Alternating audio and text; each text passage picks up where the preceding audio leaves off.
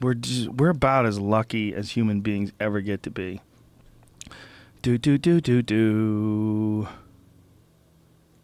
Are we live? Audio-wise? We're live podcast-wise.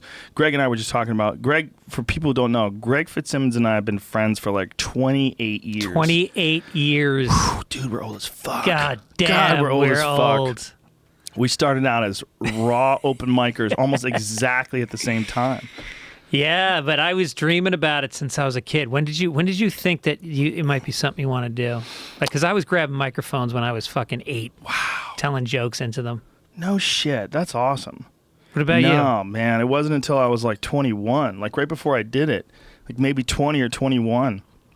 And one of the reasons for it is a guy still a good friend of mine. His name's Steve Graham. He was an ophthalmologist. And he was this guy who was just this, such a fucking wild man. Like, I've met some people that sort of pretend to be wild men. This guy is the wildest dude I've ever met in my life, but a super smart, super nice guy. Yeah. And he was on the U.S. ski team, okay? And when he described his ski run that he did to make the team, he said, like, at any moment in time, I would have crashed. And then he's like, I barely hung on the whole way and had this ridiculous time that I could never do again. And he was, like, laughing about it. But dude had, like, I know I'm going to fuck this up, Steve, if you hear this. I think he had 25 knee surgeries on his knees. No shit. Yeah, his knees were insane. Whoa. Yeah, his knees got to the point where they had to resurface them. So the top of his knees, he doesn't have any cartilage anymore. So there's a steel cap that they put on the top of his knees. And then there's like this artificial meniscus in there. And it rolls up and down. And he has like a very limited range of motion with his knees. He's in his, man, I want to say he probably is 60. He still spars all the time. He's almost legally blind. Like he has to have, like he's been hit in the head so many times. He has to have these things that go over his glasses so he can see better because he's had a bunch of eye surgeries. Hit in the head from skiing? From sparring. He still spars all the time. And he's super fucking smart, but he doesn't care. Like, he's like, I'm just here. He goes, I'm not here for a long time. I'm just here for a good time. And he'll laugh at you. Like, he used to be a flight surgeon. He's a fucking animal. Where's he from? I think he was originally from upstate New York. He's one of the very few people that told me a UFO story. And I had to go, whoa. Because this dude just doesn't make shit up. And he's done everything. He's a maniac. When I met him, he was learning Taekwondo, immediately became obsessed, wanted to start fighting immediately. So while he was a resident, okay, he was going through his residency for ophthalmology, he'd be sitting on the toilet. He told me he was sitting on the toilet, eating lunch, and he fell asleep while he was taking a shit, and his pager went off. Woke up. It's like... That's the guy you want head into the operating room when you're laying on the table. He's a student. The guy's at the still time. got a fucking dookie in his cheeks. He hasn't even have time to wipe it out. You were always on call. You were always working. Oh, man. I had 2 friends that went through their residency. My other friend was a Korean friend. His name was Jung-sik. And Jung-sik, he actually won the nationals. He won the U.S. national championship while he was in medical school. For Taekwondo? Yeah. Wow. He was a beast. And he was never like a really physically talented guy. He was just unbelievably determined and super smart. Yeah. And it's not that he was physically inept, but he didn't have any amazing attributes. Like some fighters just have amazing physical attributes. Well, and plus he could already count to 10 in Korean, so he was like ahead of the class. He was also like super humble. It was really weird. I mean, you were talking about a dude who won the national championship. And when you would ask him about it, he would always say, oh my God, I suck. I'm fucking terrible. I can't even believe that I win these fights. Like, he would just joke around about it. How do people, I mean, I'd put you in this category, is I'm amazed by some people's energy. Because I've always had, I think because I have depression, I have mild depression, medicated for it. And my whole life, I've struggled to manage my energy and to focus it and pick what it is I need to accomplish and put my energy on that and let go of the things that keep it simple. Just keep it simple. And I look at somebody like you or talking about this guy, and I mean, you already did a 3-hour fucking podcast today. You're sitting down with me. We're 7 minutes into another 3-hour podcast. You probably already worked out today. No, I didn't. I think I had food poisoning. Oh, right. Yeah, I was telling you before. But it's just amazing to me how we're all built differently. And when you gauge success, it's like, you know, we all are dealing with a different tool belt. Some of us have this unlimited energy and focus. Some have ADHD. And somehow those things that fuck you up can make you stronger. Like, I'm sure there's things about you that maybe you didn't do well in school because of, that made you successful in life. Yeah. Yeah, 100%. Yeah.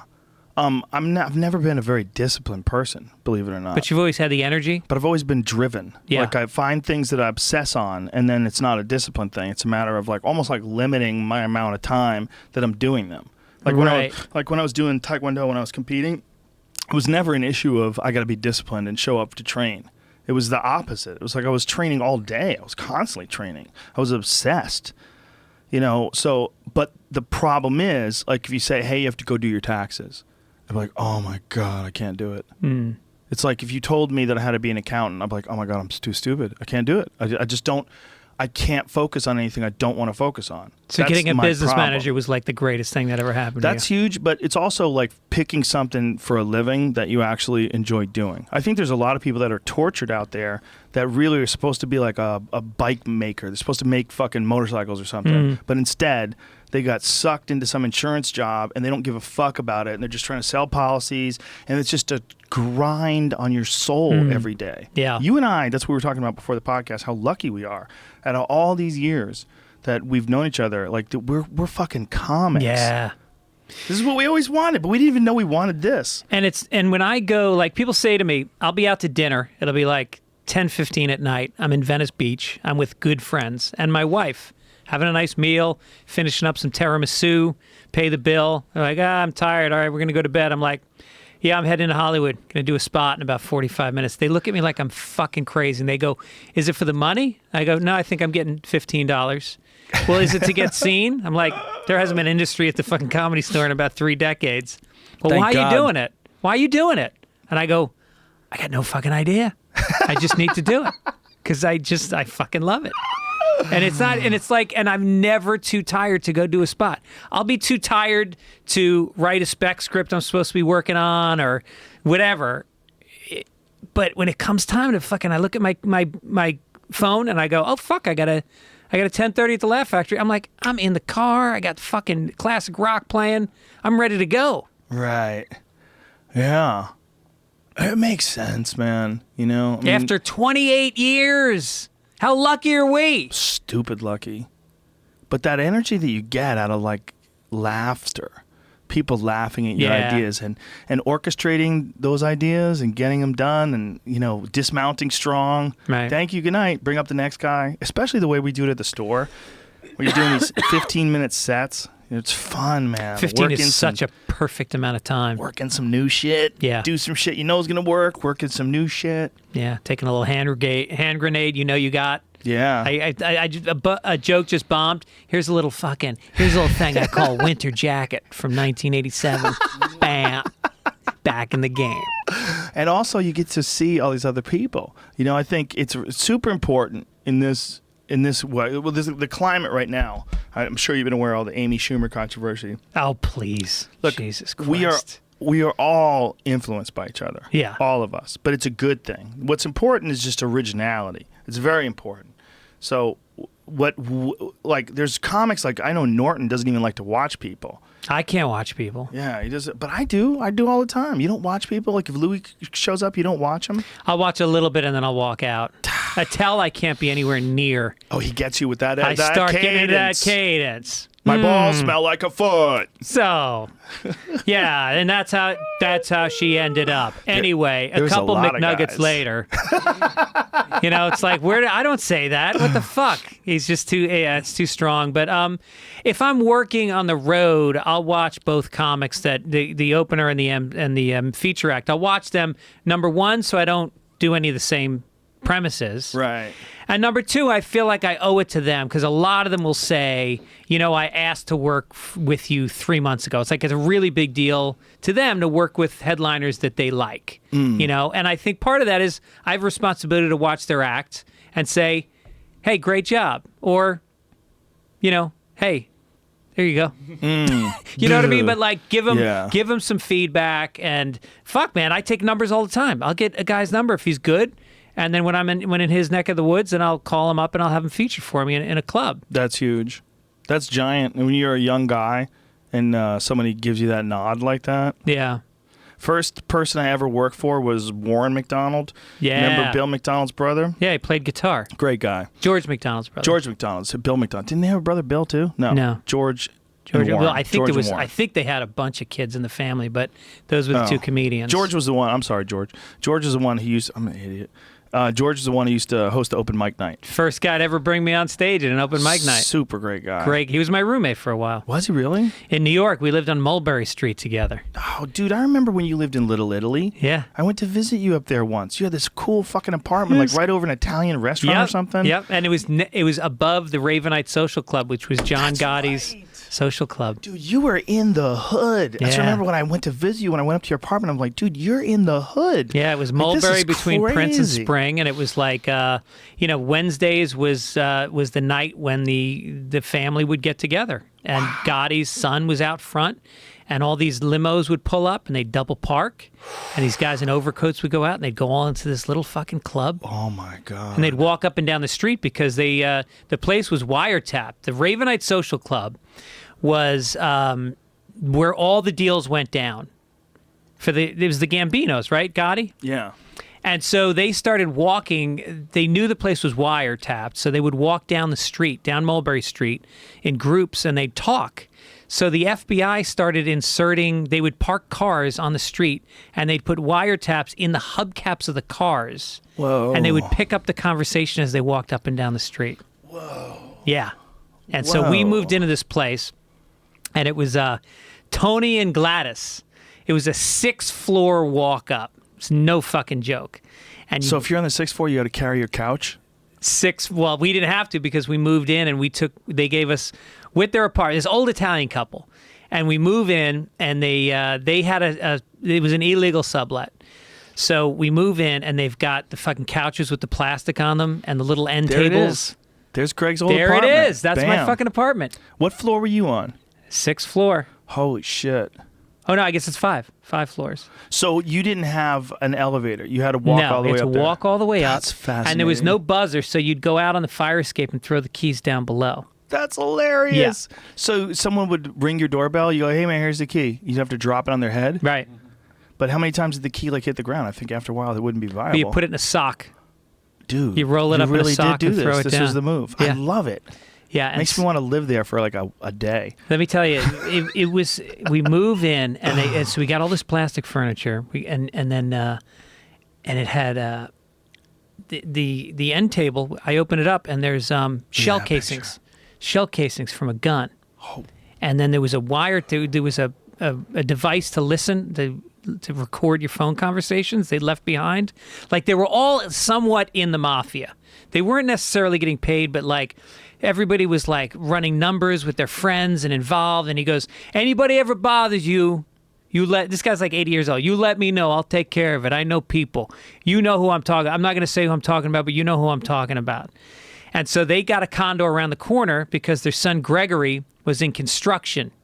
And he bought them a condo cash that was nice. And then we paid $700 a month in rent, me and George, together. First of the month. Walk around the corner to Prince Street, sit down with them. They'd make cappuccino, give us cannolis, and I'd give them $500 cash. And then Tony would go in the other room, and I'd give Gladys another $200 because that was her bingo money. Because St. Anthony's on Sullivan Street had bingo on Tuesday nights, and then St. Patrick's on Mulberry Street had bingo on Thursday nights. Was that a deal that you all worked out together, or did you just Gladys made the deal with us. Gladys made the deal. So did Gladys tell you to keep it on the DL that she's getting the 2? Tony had no idea. Tony don't need to know about my bingo money. Oh, I would so be happy to keep that secret. Right. Like Gladys, I'll go to the grave with the secret. Yeah. So she would, and they'd all play bingo, and then they'd bet the numbers. There was a woman, Gina, and she had these 2 little Schnauzer dogs, and she'd walk up and down Mulberry Street, and people would stop and say hi to her like every half a block because she ran the numbers, and you gave her $10. And I don't know if you know how the numbers work, but they basically take the purse at Aqueduct every day. You'd look in the New York Post, and there's a purse that's like however much money was bet. Say it's 300,000, 551, and the last 3 digits of the purse is what the number is that won the day before. So you play 3 numbers for $10, and it pays What would the odds be? 10 to 1, 100 to 1? I don't know what the odds are, but this fucking old lady was walking around. She'd go to the Shark Bar. People would make bets with her. My grandmother went to jail for that. No shit. Yeah. Really? Yeah. When we would go visit her. In Jersey? Yeah, in Newark. Wow. We'd go visit her for 6 months. We'd be like, "Where's Grandma?" "Oh, Grandma's with your aunt." Your aunt was in there too? No. She wasn't. You know, it was just they would tell me that she was visiting my aunt, right. So that So we where would think was she it was, like on the street corner running numbers? I don't know the full extent of the story, Dude, but I you know gotta that she find wouldn't. out. She's dead, and she wouldn't rat out the mob, Right. And that's why they put her in. And Yeah. like they gave her the option to tell on whoever her boss was. Yeah. She was like, fuck you, I'll do time. So she was Wow. in the pokey for 6 months, I think, and she was like knitting fucking sweaters for the guards and shit, and she was my grandma. I mean, she was a full-on grandma at the time. She would make spaghetti, she'd make homemade pasta. Oh my God, it was incredible. Dude, there's chapter 1 of your memoir right there. Her homemade pasta was incredible. Yeah? It was incredible. Oh, it was so good. Like, you would never have anything like it because it was so, like, old country, hearty. I mean, she always made her own pasta. Was she first generation from Italy? Yes, first generation. What was her last name? Di Gerlando. Well, that was my grandfather's last name. Her last name was Spumone, I believe it was. Damn. But, Spumone Yeah, D'Angelo. they were straight off the boat. They both came here as children. Hey, let me throw a little something in the gagoosh. I might have fucked that name up. Can't remember that side of my family. I don't really have that much contact with them. But my grandmother, she had an aneurysm. They gave her 72 hours to live, and she lived for 12 years. My grandfather Never took knowing. care of her. She was a mess, man. Oh, she got dementia from it? She was just gone. She was paralyzed. Oh, she Jesus. couldn't move. Really? My grandfather had to totally take care of her. For 12 years, she was like 12 years. My grandfather had to take care of every single thing she did. He had to wipe her. He had to clean her. He had to take care of her bed sores. Could she couldn't talk? move, barely, make noises and stuff. And sometimes she could get out a lucid that's sentence. brutal. Oh, dude, you don't know. So I lived with them for a while. When I moved from Boston to New York, when I got signed by Sussman, and I got a manager, I was like, oh my God, I got to move to New York. I couldn't afford anything. I Right. definitely couldn't afford to live anywhere. And so my grandfather said that I could stay with them for a while. And so In I Newark? In Newark, on North 9th Street. It's it's a bad neighborhood. Mm-hmm. Like, my grandparents live in a bad neighborhood. Yeah. It was a good neighborhood at one point in time. It was an all-Italian neighborhood, and then Yeah. they did a thing called block busting, where they'd move in and say, hey, black people are moving into your neighborhood. You have to sell now, or you're going to lose all your money. Right. And so people would just sell their houses left and right, and everybody moved down. Then it became a black neighborhood. But my grandfather was like, I like black people. He gives a fuck. Get off my lawn. It's like, it was his house. He was never getting rid of that house. And my grandmother had this aneurysm, and she lived in agony. And so when I was staying with them, when I moved to New York and I didn't have an apartment for 3 months, I stayed with them, and she would just moan, make these horrible moans, and I'd be like, God damn, man, you realize Jesus. what it's like when your body fails you, Yeah. and you're still alive for years and years. It was awful. Dude, my threshold for pull the plug is really, really high. Yeah. No, low. It's Really low. low, yeah. Yeah, if I get anywhere near that state, take me out. You That know who was just rough. died? The Angel of Death. Remember that guy? He worked in a nursing home and he killed 37 people over like 3 decades. I do. And he would, people that, like your grandmother, that were suffering, he would just fucking take them out. I wonder if people knew when they started bringing them into that place. I would. Well, the question is, like, did he do it to people that weren't going to die? Oh, yeah, Just absolutely. For a goof. Yeah. Yeah, because well, I he don't know if it enjoyed was a goof. I think in his mind, he was doing it for a good reason. the angel. He was an angel, which I could see. I had my friend Johnny come visit me. He came visit me in New Jersey, and we were hanging out with my grandfather, just sitting around talking to him. An old linoleum floor, the whole those old right. school houses. Smells like boiled Yeah, potatoes. this fucking salami hanging around all over the place, like the whole deal. Always bought fresh bread every day. Walked Right. down to the bakery, got the bread, came back. Was like as Italian as it gets. And while we're hanging out there, my grandmother's just moaning in the other room, and my friend Johnny was like, "Holy shit!" I was like, "I told you." He's like, "Dude, that's negative." That's what he could say to me. He's like, "Dude," he goes, "That's so negative." It is. It's like the opposite of a sound machine that cheers you up. Well, that's what he was. My friend Johnny was brilliant, brilliant guy, just in a weird, crazy way. But he he was like, dude, you don't want to be around that. Like, this is negative for you. Yeah. Like, you can't fix it. Can't fix it. You got to get out of here. Right. And I was like, you're right. Your grandfather must have been fucking psyched that you were staying there for a little while. He was for a while. You know, he liked it. He was a great guy. He was just such a sweet guy. The big thing around the family was always like there was pride that he worked in a machine shop that made a part for the nuclear bomb. And everybody would say, you know what Grandpa does, right? What Grandpa did? He made something. He worked in some. He was like a foreman after a while. He worked in some sort of machine shop. You know what he does? He kills Japs. That's what he does. Fucking 3 times they used his part. Boom, boom, boom. Yeah, that was like the thing people would talk about. Wait, was it 3 times or 2 bombs? 2. 2 bombs. 2. Yeah. It was like a big source of pride, you know? Yeah. I remember when I was a kid, I was like, wow. That's cool. awesome. Pretty cool. Yeah. Do you know that I was in St. Louis? No, I forget where in Missouri Truman is buried, but they've got his library, like his museum, and there's a fucking monument to the bomb out front. Jesus Christ. Yeah. Like this fucking guy had the balls. We played Oppenheimer in the last podcast with Sam Harris for Dan Harris from ABC News. Right. He had never heard that Oppenheimer quote when he quotes the Bhagavad Gita after the bomb went off. No, what did he say? He says, "Behold, I am become death, destroyer of worlds." It's so creepy. Uh-huh. When you hear Oppenheimer say it, I play it, but we played it in the last podcast. And Right. people would be like, what the fuck, Rogan? Yeah. I'll play it for you after it's over, All right. though. It's creepy because you see his face. Like, this is the guy that made the fucking bomb. Yeah. And that's his reaction to read some Sanskrit Bhagavad Gita quote about Vishnu. Yeah, so where did that come from? Because usually it's like the Christians that believe in the second coming are Yeah. into that kind of shit. But that Eastern, I don't think of Eastern religion as being like that. Well, he was, Oppenheimer was a fucking phenomenally intelligent guy. He was really, like, Did you have Sam something to do Harris with was saying, microscopes or something?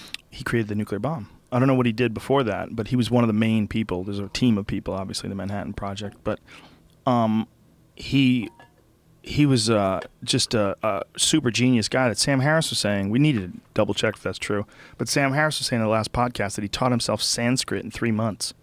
Or was it Dan Harris that said that? I don't remember who said Jesus. that. But that's how like what you were talking about earlier about energy. Focus and energy. Think about yeah. how fucking stupid we are compared to that dude. Yeah. There's levels to this thing, you know? Like Karl Malone is always going to be better at basketball than you and me. There's just no matter what we did. You got to want it more, Fitzsimmons. Yeah. This is not fair. It's not fair. He's a 7-foot super athlete. Right. It's not fair. I know, it's like when I'm around people that have perfect memories, I feel so less than, and I have to remind myself, that's just the fucking machine that this dude was given. Yeah. You know, And like an I awesome talked hot to, rod. like Patton Oswalt or somebody, he'll be on stage riffing, goes from a fucking Tom Waits lyric into like a movie reference of Judy Garland quote from the 1940s, and you're just sitting there going like, I have to look at a list to remember my act every night. Yeah, Patton's Motherfucker. He's a fucking genius. He really is. But Very the thing smart about guy. Patton that's amazing is not only does he have this photographic memory, but he distills thoughts in a very unique way. Like when he puts up, I don't read many people's Twitters, but I read his, and it's like, it's always on point, and it's always different than what anybody else is thinking. Did you see the tweet that he made? He made like the best tweet. Fuck. What was it about? I gotta remember this. And he's also got limitless energy. Yeah. It was about someone showing up at someone's doorstep. It was about Jamie Kilstein. It was about Jamie Kilstein showing up at Milo Yiannopoulos' house and cue the theme music to The Odd Couple. Like he got kicked out of his podcast. It's just his sense of humor, man. His premises, he'll take premises that I would have abandoned long ago and turn them into genius bits. And stretch him out. Yeah, like I hear some of his stuff and go, wow, I just need to like focus on topics more sometimes. Maybe instead of just looking for a strong topic, like any topic can be strong if you do it the right way. And he figured, have you ever heard his fucking bit he does about taking his daughter to a Starbucks after she had seen The Lion King? No. And there's a black guy, an old black guy with white hair, and the daughter yells out, "Daddy, it's a monkey." And this is the way he describes the place. It's a coffee shop in Silver Lake, and he said you could barely hear the Norah Jones album over the sound of people's eyes rolling.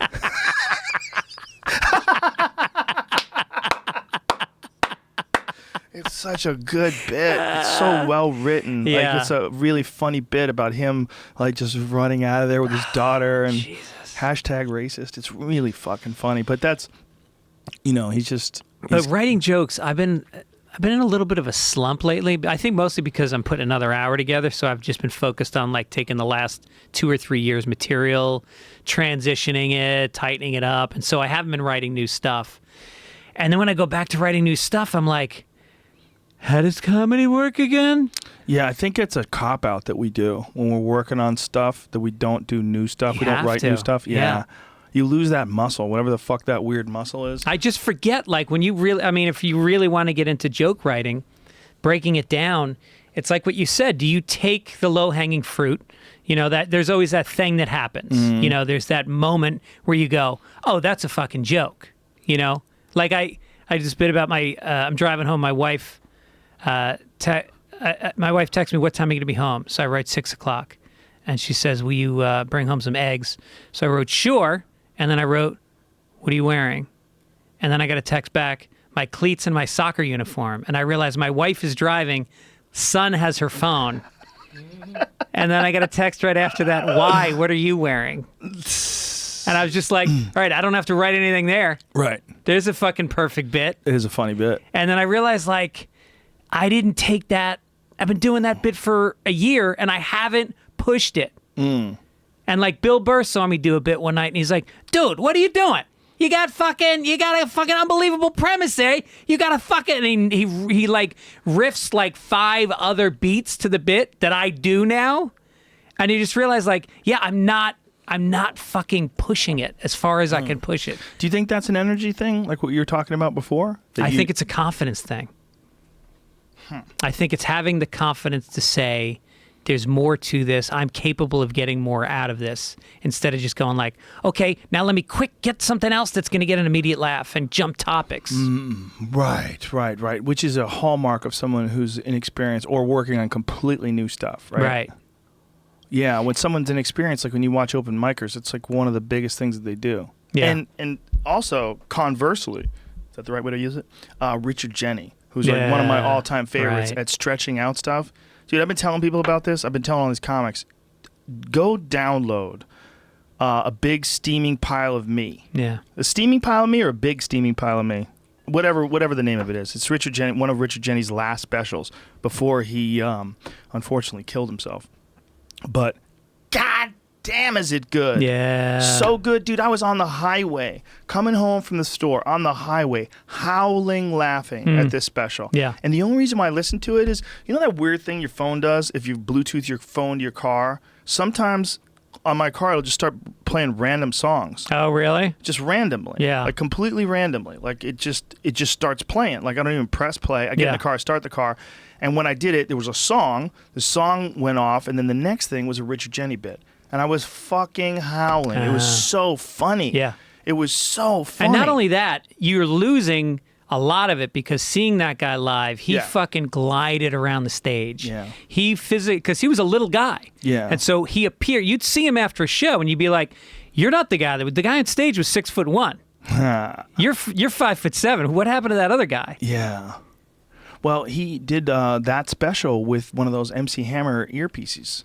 Oh, did those, he? I'm a motivational speaker things. Right. He had one of those on, or something. He had either that or a lav mic, but he didn't have a mic in his hand. Which I'm always like, what are you transitioning away from being a stand-up, and now you're like, what is that? Well, he really used his hands. I mean, for most people, you don't need that, but for him, it was like, he explored physically space. He accentuated punchlines with movement. Yeah, and I would watch him night after night sometimes, and if he was saying the word Jello, his weight would be on his left foot, his right finger would be in the air, and it'd be the same fucking way the next night. It was like a ballet. It was exact.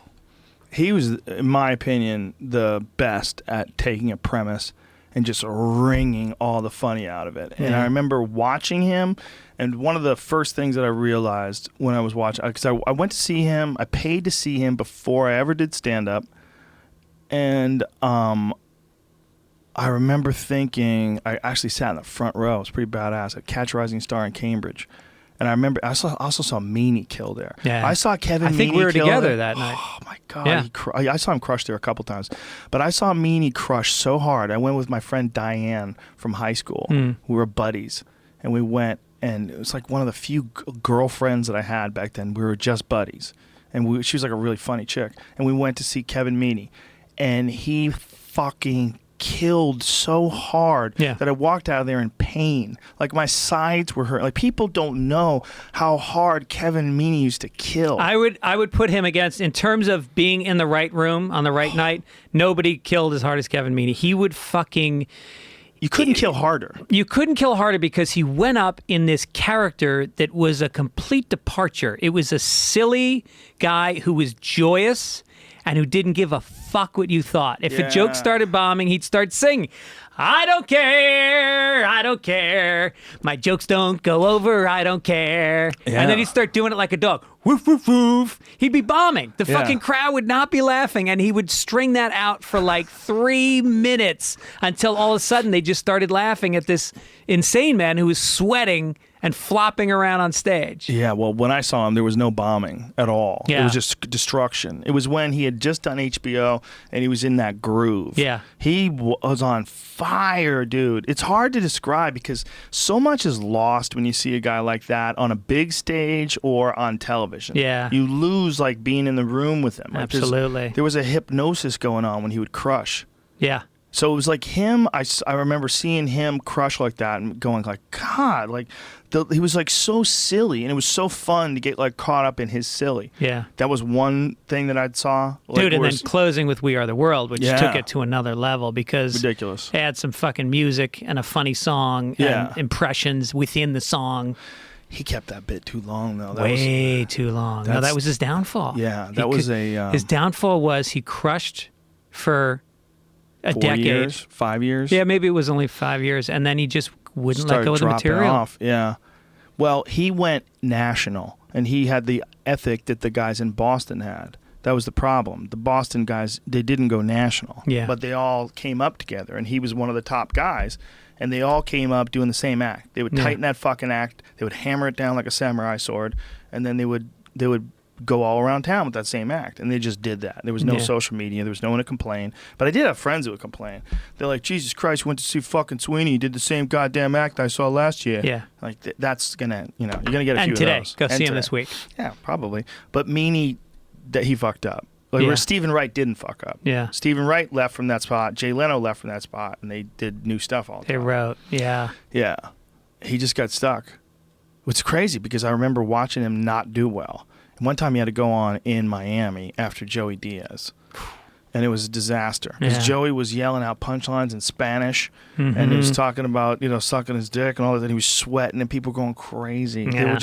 They were just going fucking crazy. Because Joey Diaz in Miami, in the cocaine days, he would kill. Like you've never seen nothing like it before. Yeah. There was no fucks left in his brain, and he was saying shit that was so ridiculous. He got and all the fucks out. They were gone. He didn't give a fuck. He had no fucks to give, and he's on stage talking about slinging dick, and he was such a caricature. And Kevin had a really hard time. Yeah. Kevin had to go on after him, and it was a disaster. It's just a disaster. Kevin wound up leaving, and Yeah. Well, he had a lot of chapters to his life, and then he had a really hard time for a long time, and then he ended up on Broadway, doing great with John Panette in Hairspray. yeah, And then that ended, and he came out of the closet while he was on Broadway. yeah. Changed his life, and he became a happier person. Lost weight. Isn't that crazy? Yeah. Yeah. Fascinating, man. Yeah. Fascinating different chapters of people's lives. But like who he was, like when when he went on after Joey Diaz in Miami, should never be confused with who he was when I saw him in Boston. Like he hit a stride and he wasn't able to maintain it, but you can never forget how fucking good he was. Well, just YouTube his Tonight Show appearances because Carson fucking loved him. Yeah. Carson, they would cut away to Carson. He'd have his head on his desk, pounding it with his fist, wiping tears. I mean, he annihilated, and it was so big you couldn't follow it. And so he got his break with that show, which was, I blame his representation. He should have never done Uncle Buck. It was the wrong fucking show for him. Yeah. And it was so high profile, and he was so big that when it failed, it really crushed him for a long time. Comics should just do stand-up. Yeah. Whenever we do other shit, it just winds up getting in the way. You know? Right. Louis C.K. had a great fucking statement the other night. He and I were talking backstage. He's about to go on. He said he doesn't do anything but stand-up anymore. He said to be your best, you have to do just stand-up. He goes, you could be really good and do other stuff. But like, he's doing his TV show and all that jazz. He's like, to be your best, you have to just do stand-up. So he's not going to do TV for a while? I don't know, man. Wow. He could do whatever the fuck he wants. But one of the things he said, he's like, I could be happy doing this forever. It's like, God, it's inspiring. You mean getting on a private jet and going to shows that are sold out because you sent out one tweet? Yeah, I think I could be happy doing that. He doesn't even tweet anymore. He deleted his Twitter. I think all the theater just tweet. Like, Ticketmaster sends out a tweet and it fucking sells out. But how smart is that? That he recognizes he's at that stage and just steps away from But the it nonsense. also takes, you have to have, like, I think some people need to spin a lot of plates. Like, I can't just do stand-up because I start to, it's not so much bored, but I just feel like I got to do other shit. I get claustrophobic. Yeah, and I need to go, like right now I'm writing on a show. And I'm fucking loving it. And I'm taking... Yeah, you're right on Pete's show. Right on Pete Holmes' show, We were just Crashing. talking about it before. Pete Holmes is such a good guy. He's a good dude. He is. And he's, such a nice guy. Like he's good in the room, too. We're coming up with show ideas. And, there's like 7 or 8 writers pitching shit. And they're all talented writers. And then he'll just go like, he has the best way of saying no. It's very hard to run a room and not make people feel like they're not heard or they're being rejected. Right. And he's got this energy that's just like, yeah, that's funny. And what if we did this? And you sort of like, he moves on in a way that, the idea is not getting used, but it might have triggered something else in him. And we end up with these episodes that are just fucking linear and they're things that he's signed off on. A lot of times you get somebody running a writer's room and they get codependent, so they'll put shit in the script that they don't even believe in. And between him and Judd's in the room a lot. Between the two of them in the room, we got episodes locked down already. That's awesome. Yeah, there is that weird dynamic between showrunners and comics and actors, and it's just a struggle that everyone wants to get their greasy fingers on it, especially in the beginning, like the beginning of a show's creation. Right. Like once you get to like some Simpsons level, where it's just a smooth machine. Factory. They know what the fuck to do. Leave them alone. Stay away from the South Park guys. Just get the fuck out of the way. Don't get your greasy fingers in it. Right. But if it's a brand new show, and also being an HBO show, they just give you the keys. They go, all right, do it. Lock up when you're done. There's no. I wasn't there the first season, but I heard there was very little notes from HBO. That's what Netflix is kind of doing too. Yeah. Netflix doesn't have any notes. That's why the fucking shows are good. Yeah. Look at these network multi-camera sitcoms. It's like, do you ever see the clip where they take the laugh track out of Big Bang Theory? I have seen that. Terrific. Dude. But you know what that is? That's pickups, a lot of it. What do you mean? You know what pickups are? Like you shoot a scene and then they have to, they change a line or they want to do something different and they do pickups when the audience is gone. This was an episode of Big Bang Theory that aired and then they sucked out the laugh track. Oh. So you're seeing these negative... Definitely. Oh. You're seeing silence where normally you would be laughing in theory if it was funny. Right. But they just insert laughs. And so I guess people at home laugh at the same time because they're triggered to. Well, it might be it's a soundtrack probably, a laugh track rather. The laugh track is it's like some kind of a...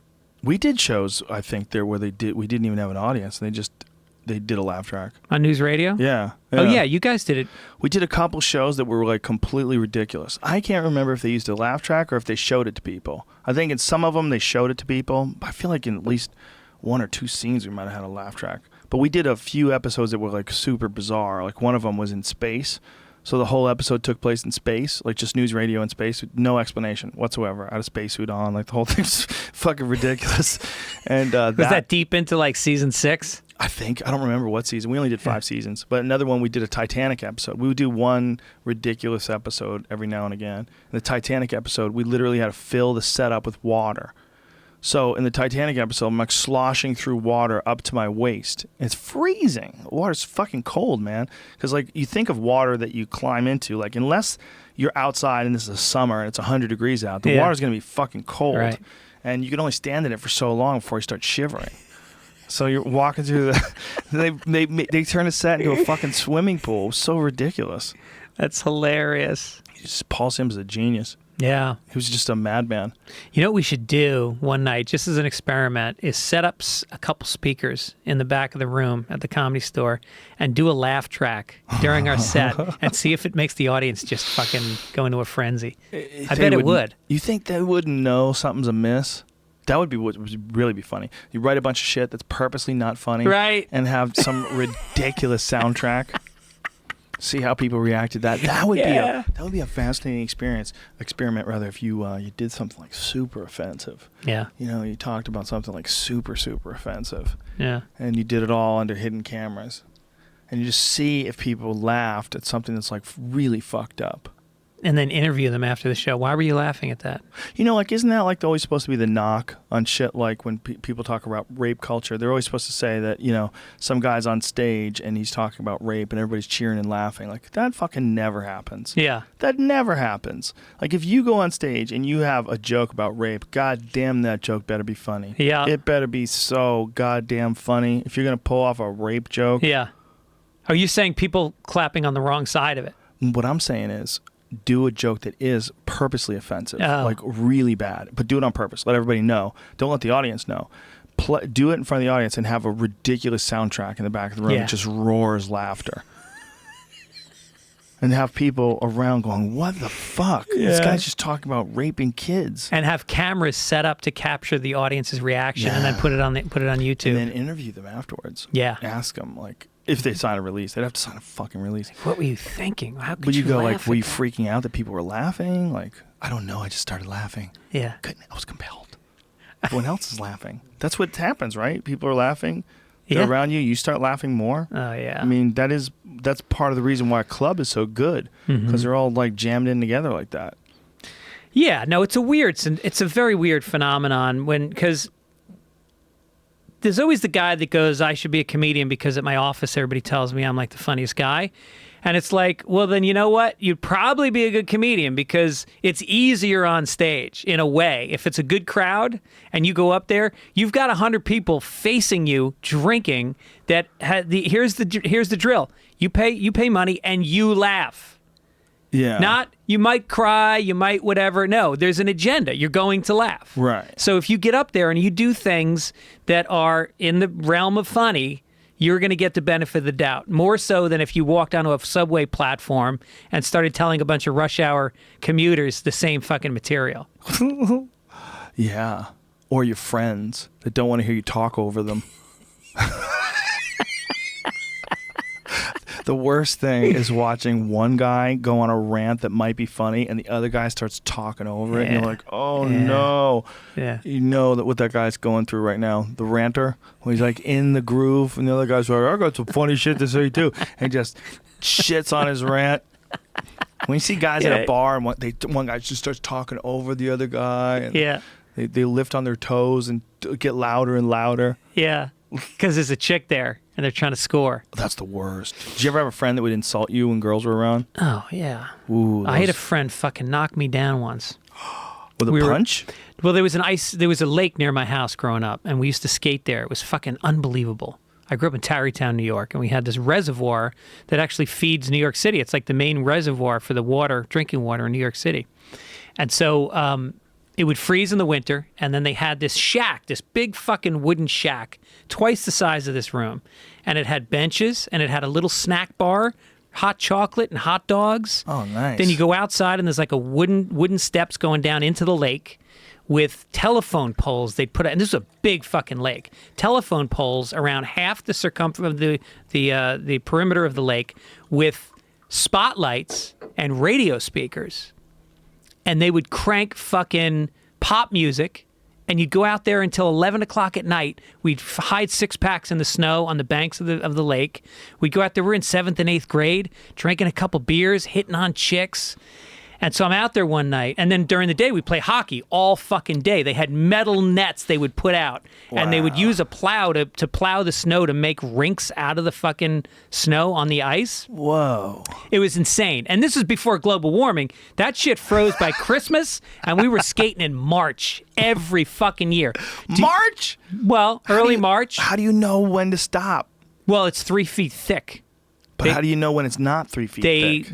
They tell you test that it? the town tests it. Wow. There's another shack on top of the hill where they have spotters. There's guys that are guys skating with jackets that are the rink guys. And so anyway, I'm there and I'm talking to this chick from the next town over. Celine was her name. I remember this. Deep voice, brown eyes, real fucking Italian girl. That was my type. Little plump Italian. And I'm talking to her, and all of a sudden, I get fucking knocked down. This kid, Chris Spencer, had skated towards me and just checked me. And I fell down, hit my head, couldn't get up for a little bit.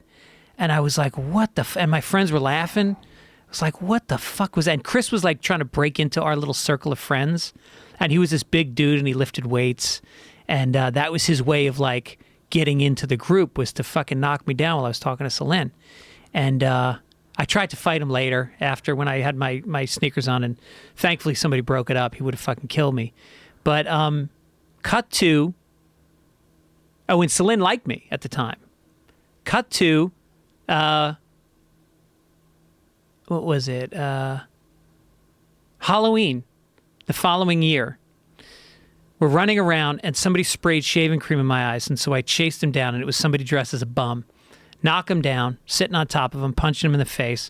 People start grabbing me, screaming, "Dude, it's a girl!" So I fucking run away. Turns out it was Celine. Oh, no. And guess what? Guess who had a bigger crush on me now? Her? Yeah. After you beat her ass? Tell me about her fucking childhood. Whoa. Really? Yep.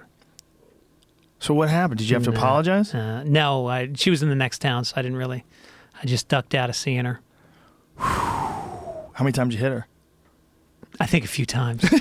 She's a girl. Jesus Christ. You know, she couldn't fucking. Why did she spray you in the face? Did she know it was you? No, we used to all run around we would take shaving cream and we'd Right. put aerosol tops on a Barbasol can, and then we'd spray each other. You know, when you came home, you Right. were covered. You were a snowman when you came home. Right. And we'd have eggs, and we'd slap each other in the forehead with an egg, and we'd run around. There's always one asshole who had Nair, and then you'd have to go home early because he sprayed fucking Nair on your head. So she sprayed shaving cream in my eyes. Couldn't see that well. Wow. And I knocked her around a little bit.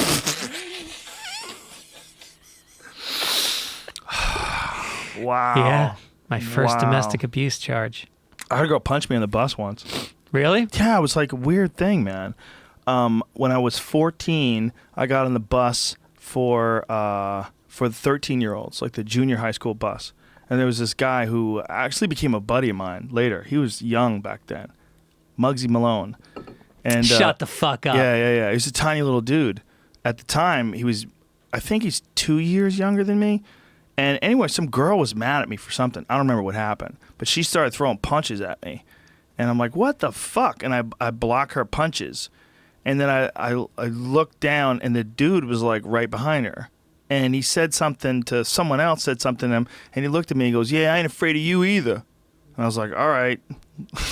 I'm like, just what the fuck ever, man. He's like, Can I fight this girl before I fight you, Muggsy? I just fucked up. I was new to the town, and I don't know what happened, what she was mad at me for, but I remember blocking punches by some girls trying to beat my ass. Like, what the fuck are you doing? And this little dude mad at me, too. But Muggsy Malone, was he wearing a little newsy cap? Was No. he from the 1940s? I'm super lucky I never hit that girl back, because Yeah. it turned out she wound up dating my friend Mark, who was the captain of the wrestling team, like afterwards, like after this, and he would have killed me. He was an animal, and he was a couple of years older than us. Like, I was 14, he was 17.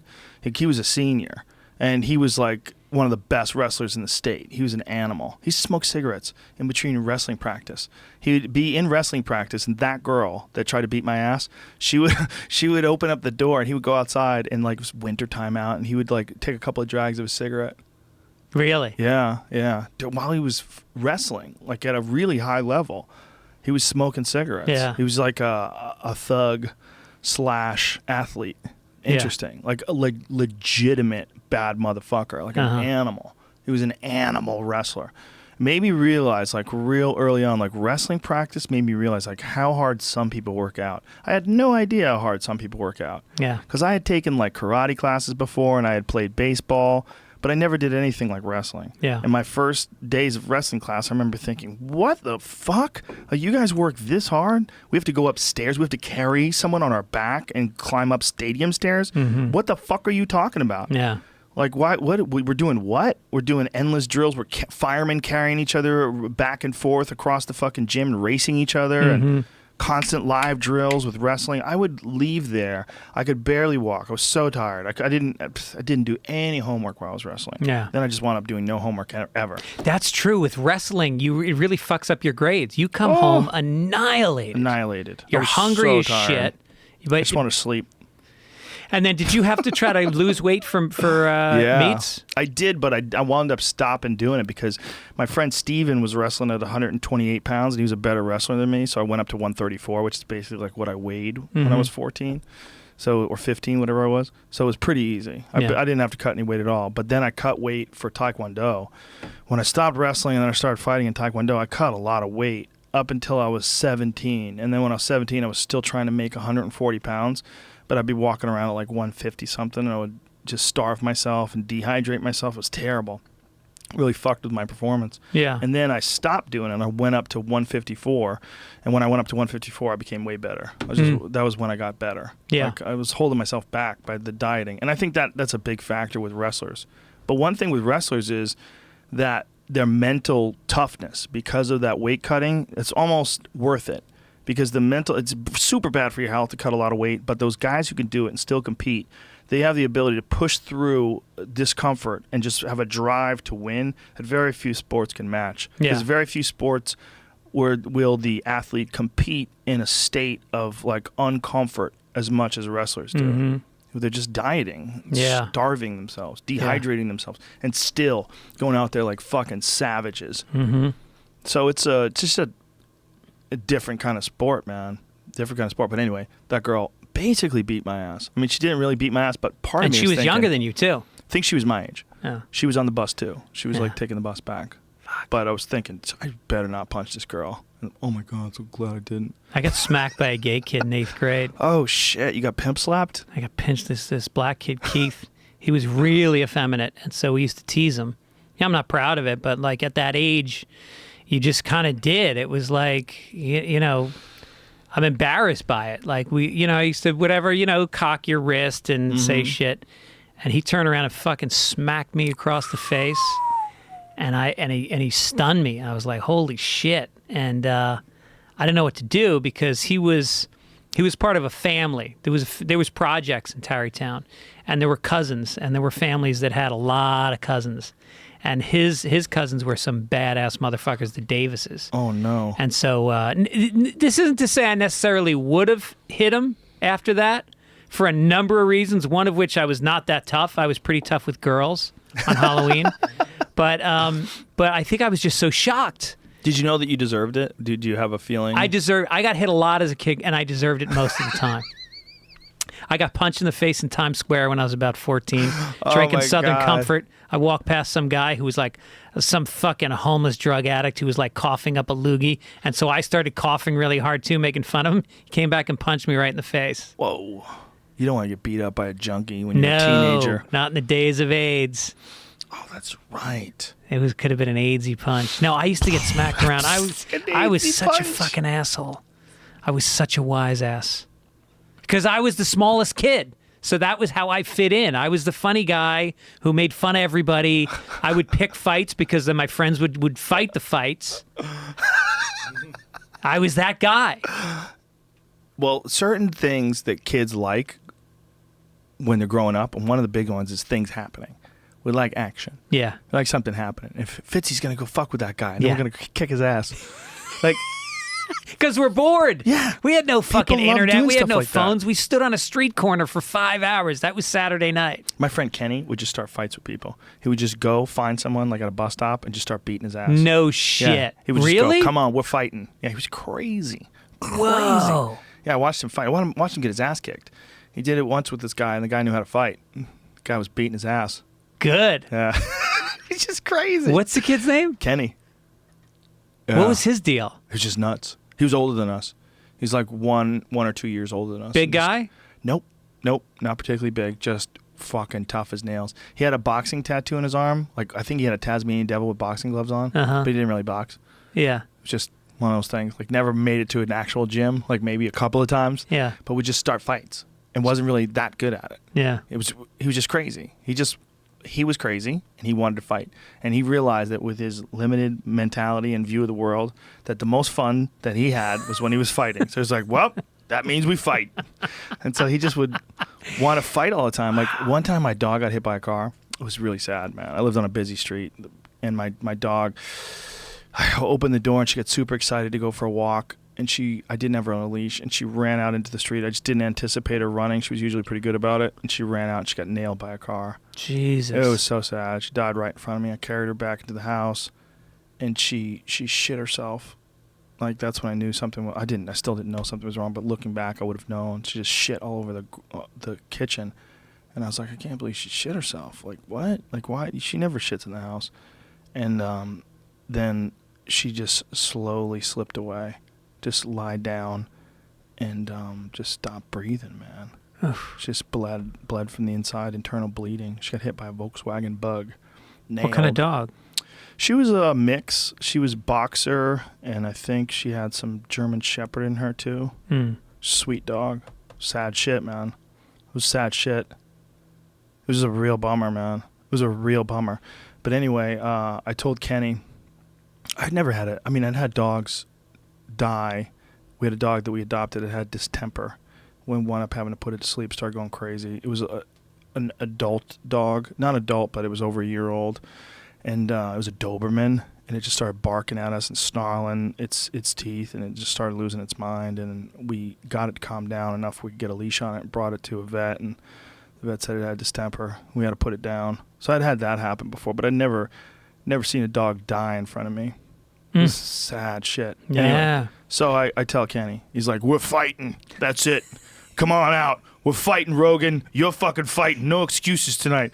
And we drove around, and he like wanted me to pick fights with people. I'm like, dude, I'm not fucking fighting anybody. Oh, because that's the way he would deal with his emotions. Mm-hmm. Yeah, pretty sure. Sadness, fight. Anger, fight. Looking for excitement, fight. And then it's also, there's a thing about young guys where young guys always want to be the crazy one. Like, oh, Mike's the fucking craziest. Right. Mike's fucking crazy. Mike doesn't give a fuck. And it becomes like a social status among young, especially, we were talking about this before the podcast. Everybody our age was like a latchkey kid. Everybody our age had a mom and a dad that worked, and they opened the fucking door in the morning, and you were off to the races. Yeah. You went to school, after school, they weren't home for hours, right? Yeah. You did a bunch of shit by yourself. And most of the time, we're around other fucking savages our age. Mm-hmm. So it's the abstract influence of the parents on the children that is really like giving you your experience for who you are as a young person. Yeah. You're experiencing how these people taught their kids and what the result was, because you're around the kids all the time. You're not around your parents. No, they say that you're raised by your peers. After about the age of 12, you're basically, your parents are out. Yeah. You're raised by your peers. Yeah, you're constantly with your friends in school. You're constantly with your friends in any activities you have. You're looking sport. for their validation instead of your parents' validation. Exactly. And with my friends, it was always, who's the sickest fuck?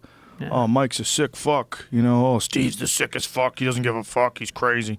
And there was like a value in that because everybody was scared. That was really at the bottom line of it. We're all young men, and we're on our way to becoming adults, and no one knows what the fuck they're going to do. And we have a few friends that have graduated high school, and they're losers now, and like, shit, that might be me. Like, that was the big cloud that was always hanging over everybody's head. What are you doing after high school? What are you doing after high school? And it was like this impending date of doom that was coming up. So everybody was scared all the time. Yeah. And everybody wanted to be a man. They wanted to prove themselves. They wanted to be something special, and no one felt special. You know, everybody felt like a fucking loser. You know, we're all like waiting to become an adult so you could get a job like all these other people you knew that were around you, or escape, or figure out a way to escape. Yeah, and then there's always the community college. Like people go, well, you know, I'll probably end up, when you hear I'll probably end up at the community college, that's going to be one semester and out. I did that. I went to Mass Bay Community College. I did it after a whole year. I took a whole year off. And I only went back to school because I didn't want people thinking I was a loser.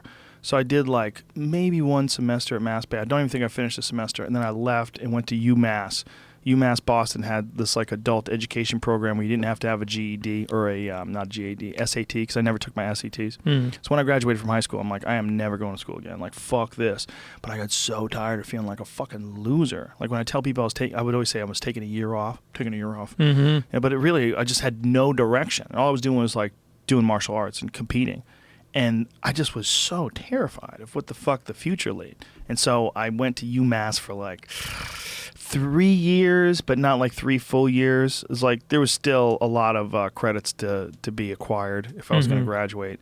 And I just was wasting my time. I was barely paying attention. I was completely half-assing whatever project we had. And then I was realizing like, why am I wasting my time? Yeah. And then I got some letter saying that I couldn't come back with the grades that I had unless I came up with some very compelling reason. So they wanted me to make an argument for why they should include me back in the class. And I wrote out in handwritten, because back then no one had a fucking typewriter, this total bullshit letter. This ridiculous, like persuasive, bullshitty letter about how important education is to me and how important it means, and then I realized like the amount of effort that I put writing this bullshit letter to keep these people from kicking me out of their school, which I wasn't paying attention to, far exceeds any effort that I ever put on any project ever in class. Yeah. And then I realized, okay, whatever I'm going to do with my life, it's not going to involve doing this. Yeah. It's not going to involve someone else dictating my schedule. Yeah. Like for whatever reason. And you're like, clearly I can write. Yeah. Clearly I can bullshit. I can think. Maybe comedy. Yeah. Well, I had a conversation with a science teacher. This science teacher, and it was the same kind of thing. I mocked him in class. Not necessarily mocked him, but I brought up something that was contrary to what he was teaching. He was talking about Lake Erie being a dead lake. And I said, listen, man, they had a documentary on PBS last night about Lake Erie making a resurgence. And these scientists have figured out these new ways to minimize water pollution and all this shit. And like other kids were looking at me like, what the fuck? And he got pissed at me. He got really pissed at me, and he said, you're undermining my class and this and that. I go, hey, man, you're teaching old shit. Yeah. Are you teaching old? This is on TV, man. This is on TV like yesterday. Yeah. And I had a conversation with him afterwards, and because I had to talk to him in order to get back in the class. He kicked me out of the class. And he said 2 things. He said, one, first of all, I don't know whether or not that was the case, whether or not it's true. And if I allow you to just interrupt my class and chime in something like that, and it's not true, I haven't fact-checked it, you're telling the whole class, and I don't know if you're right or you're wrong or you're making things up, but you're interrupting my class. That's the point. If you have something to tell me about it, maybe you could tell me about it after the class, and then I can go and look it up, and then maybe I can correct the class. He goes, but 2, in interrupting the class, you showed yourself to be more articulate and more intelligent than you ever showed ever in the entire semester. So you're totally half-assing everything you do. Like you're writing, everything, paper you turn in, every test you do, every time I call upon you for a question, totally half-assed that. But when you wanted to correct me on something, all of a sudden you knew all the words, you knew how to form the sentence correctly, you knew how to say it with the right impact. He's like, your focus is off. I was like, God damn, that dude's on the money. And I realized, I'm like, yeah, so I'm not stupid. Right? I can't listen. I can't do it their way. I got to do it my way, right? But I could. I just didn't. I grew up not having any direction. Yeah. So if someone doesn't tell you what to do all your life, like essentially you just out free. I would go fishing. I'd hang out with my friends in the fucking woods. We just go find shit to do. And then all of a sudden you're in school and they're telling you everything you have to do all day. Like, I'm not ready for that. I'm not Not only equipped for that, it. like you're sitting in, I'm fucking shocked when my kid tells me about it. I go, what was your schedule today? Well, you know, at 8:15, we sat down for 15 minutes for homeroom. Then at 8:30, I go to my first class, which is an hour and 15 minutes. Then we get 5 minutes off, and we go to another class that's 2 hours. They got these long fucking classes, and it goes like that till 3 o'clock. Then They get like homework. 25 minutes for lunch, and they're sitting, boys with fucking chemicals racing through their bodies, and girls at the next desk with fucking short shorts and cleavage and little brown titties sticking up. You know, when the breeze hits them, and they get a little bit of goosebumps on the inside of the cleavage, and that cross, Jesus is just wedged right in between those two brown fucking Or the Italian tits. horn. The Italian horn. And it's got glitter on it. You remember the people who wore the Italian Yeah. horn? Oh my Right. God. How about charm bracelets? Charm bracelets. Yeah. Ah. The fucking flip-flops, her little And then toes. She after- just painted them. Ooh, the toes. Very important. A girl doesn't take care of her toes. You No. You can't trust her with her pussy. Oh, fuck yeah. Show me Sorry, your feet. ladies. I hate to do this on Equal Pay Day. So rude. Oh yeah, no, you're going into the salon. You're gonna get your fucking nails done after you get your cooch done. Wow. Very important for Greg Fitzsimmons. Yeah. Yeah, would you, the idea of letting those kids get trapped in that system where all day you're just doing that, and then you get Listening out, passively. and then you get out and you have more work to do at home. Yeah. That just sort of eliminated any social life you might have. All right. You would think that that would be enough. That going to school from 7 to 3 every fucking day or It's a whatever it goddamn is. 8-hour job It's almost like an 8-hour job, and then you have where you're homework. really working. The Yeah. average 8-hour job, you're checking your email half that time. The average person that's working is at a cubicle. I talk to people at shows. I listen to your podcast all the time. When? At work. What do? You know, I work in an office. Insurance. Shouldn't you be selling insurance? You know, I listen to Rogan's podcast every day. That's 3 hours. Yeah. They're barely working. Nobody fucking works. Nobody's working, especially if you have any sort of gig with any flexibility. Like you Yeah. could just be on your own. Yeah. Like you're on your own. You can get it done in a couple hours. You go to Europe, and a lot of business models are it's a shorter work day, it's a longer lunch, more vacations. They get the same shit done. You shouldn't have 5 days a week either. It should be 4. Yeah. 4 is good. 3 days off is good. When Jamie and I do podcasts, we do more than 4 days. I'm like, what are we doing? Working? Like we'll come in on the 5th day. I'm like, Jesus, Jamie, what are we working? Yeah. Even if it's like a fight companion, I'm like, look at us, we're here again. Yeah. Back in the fucking office, and this is the greatest job of all time. Imagine if you're selling insurance, or Hyundais. We're really coming down on insurance salesmen. I don't know why. It's a hack premise. It's easy to chip on. Well, insurance is an interesting gig because if you're on the side where you're writing policies and you're coming up with the fucking numbers on because I remember when I was at Boston University, there was a guy in the administration that had figured out the insurance policies. You can take out insurance policies on every student in the university, pay for them, and then the policies would pay back to Boston University if you died. They were life insurance policies. Because this guy looked at the numbers and he crunched them and he goes, you know what? This is a fucking great deal. You know what? These kids fucking die more often than the insurance company thinks. So they literally took out insurance policies on 30,000 kids. That's insane. Payable back to the university. And there was a big blow up in the newspaper about it. I was making jokes about it. I was like, yeah, I was wondering why they took all the traffic lights down on Commonwealth Avenue. How crazy are they? Yeah, They they'd think they celebrate could it. get money when you died. Yeah. What a bunch of fucking assholes. That's what people used to do when there was no internet. Get away with doing shit like that. And no one knew about it for Right, years. That's right. Yeah, they probably didn't know about it forever. Somebody had to probably blow the whistle. Well, there was a good student newspaper in Boston at BU. BU had a great paper. It was one of the best ones in the country, and they cracked the case. And they also led. We were very political. We protested against apartheid, and then they wouldn't allow opposite sex students to sleep in somebody's room. Like they had a no overnight policy at BU, like in fucking 1989. Really? So there was protests about that, which is also really fucking weird because what about gay people? Ooh, right. They could just bang it up. They can bang. Guys can literally fuck each other in the ass. No problem. No problem. Bang it up. You know, There's probably a few problems. probably a few problems. Just hemorrhoids. And Remember when you used to, if Dry you dated a skin. girl that had a dorm, you used to find the time where her roommate agreed to be out of the room so you could Yeah. fuck? right. Or you would come back into the room after the roommate fucked and it just smelled like a fucking walrus's asshole. Like, Jesus. No The ventilation. fuck No have you window. people done in this room? Oh. Ass.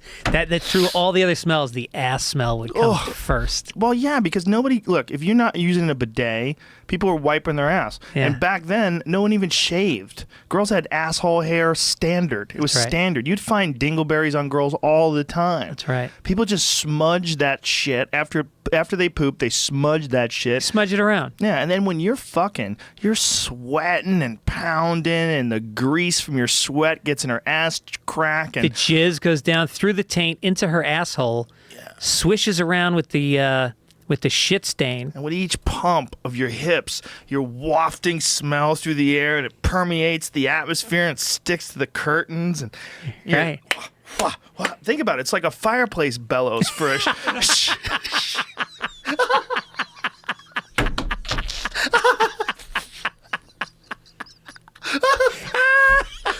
It's a furnace. Her asshole's a furnace, and you're fucking pumping air onto it. Shit and pussy and BO. And there's no windows. The room is like a jail cell. It's like 8 by 10. And the dude probably smells like shit too. They probably both smell terrible. Yeah. So he's sweating and his asshole is His dirty asshole's too. And exposed. he's probably even dirtier. His asshole's Right. probably even more of a disaster area. Right. He's probably hairier. Right. So as he's sweating, his sweat's going down the crack of his ass. And Yeah. that's all wafting in the room as well. Right. Air, fucking armpits. Yeah, that was intense, man. That was some intense smells back then. And then you Yeah. didn't clean your sheets. Especially in January. There was no maid. There was no mother. I cleaned my. Here's my laundry cycle in college. I had 30 pairs of underwear, 30 t-shirts, 30 pairs of socks, 1 pair of sheets. And once a month, I went downstairs and I shoved all that shit into the fucking oversized washing machine, and I was Yeah. done. And if those sheets got cum on them, which they did, Joe Rogan, on a regular basis. They stayed that way. They stayed caked. That was like the sheet at a fucking Jack Shack at 7 p.m. Full of DNA. Ari Shaffir didn't change his sheets for 6 months As an adult? as an adult when he was working at the store. Why? Didn't want to. Lazy. Never cleaned his room. His apartment was a disaster. And then one day he smartened up and just cleaned the whole place out. Wow. Yeah. Now he's a neat freak. Yeah. Well, I he s- realized. I stayed in his apartment in New York. It was fucking nice. Yeah, he realized. Tight. Look, Ari Shaffir is a smart dude. He's a smart dude. He bounces back. He figures Yeah. shit out. He Yeah. figures shit out and he bounces back. You know he's been off the grid for 3 months now? Nobody knows where he is? Are you serious? Yeah, there's pictures of him in Vietnam. Some people found him in Vietnam. They took pictures with him and they put it online. No He- shit. Yep. He shut off his phone, doesn't accept incoming calls. He is not answering emails. He told Comedy Central, fuck you, I'm disappearing for 3 months. Told all his friends, told all of us, hey, see you guys in a few months. I don't know how long. I'm just going to go have fun. He goes, I just want to disconnect. So he just completely disconnected. He's been traveling. How long ago was this? 3 months ago. He did a podcast with Henry Rollins. This is where he fucked up. He did a podcast with Henry Rollins. Henry Rollins is a fascinating guy. Fascinating guy. Angry motherfucker. He's very angry. Yeah. But when you talk to him and you get to know his story, all the pieces sort of fall into place. Yeah. He was one of the earliest children that they put on Prozac. Or Ritalin, excuse me. Ritalin. They put him on Ritalin, which is speed, when he was really young, like 5. And so he would talk about how he'd go to school just white-knuckling until the Ritalin wear off. And the Ritalin would wear off like at the end of the day.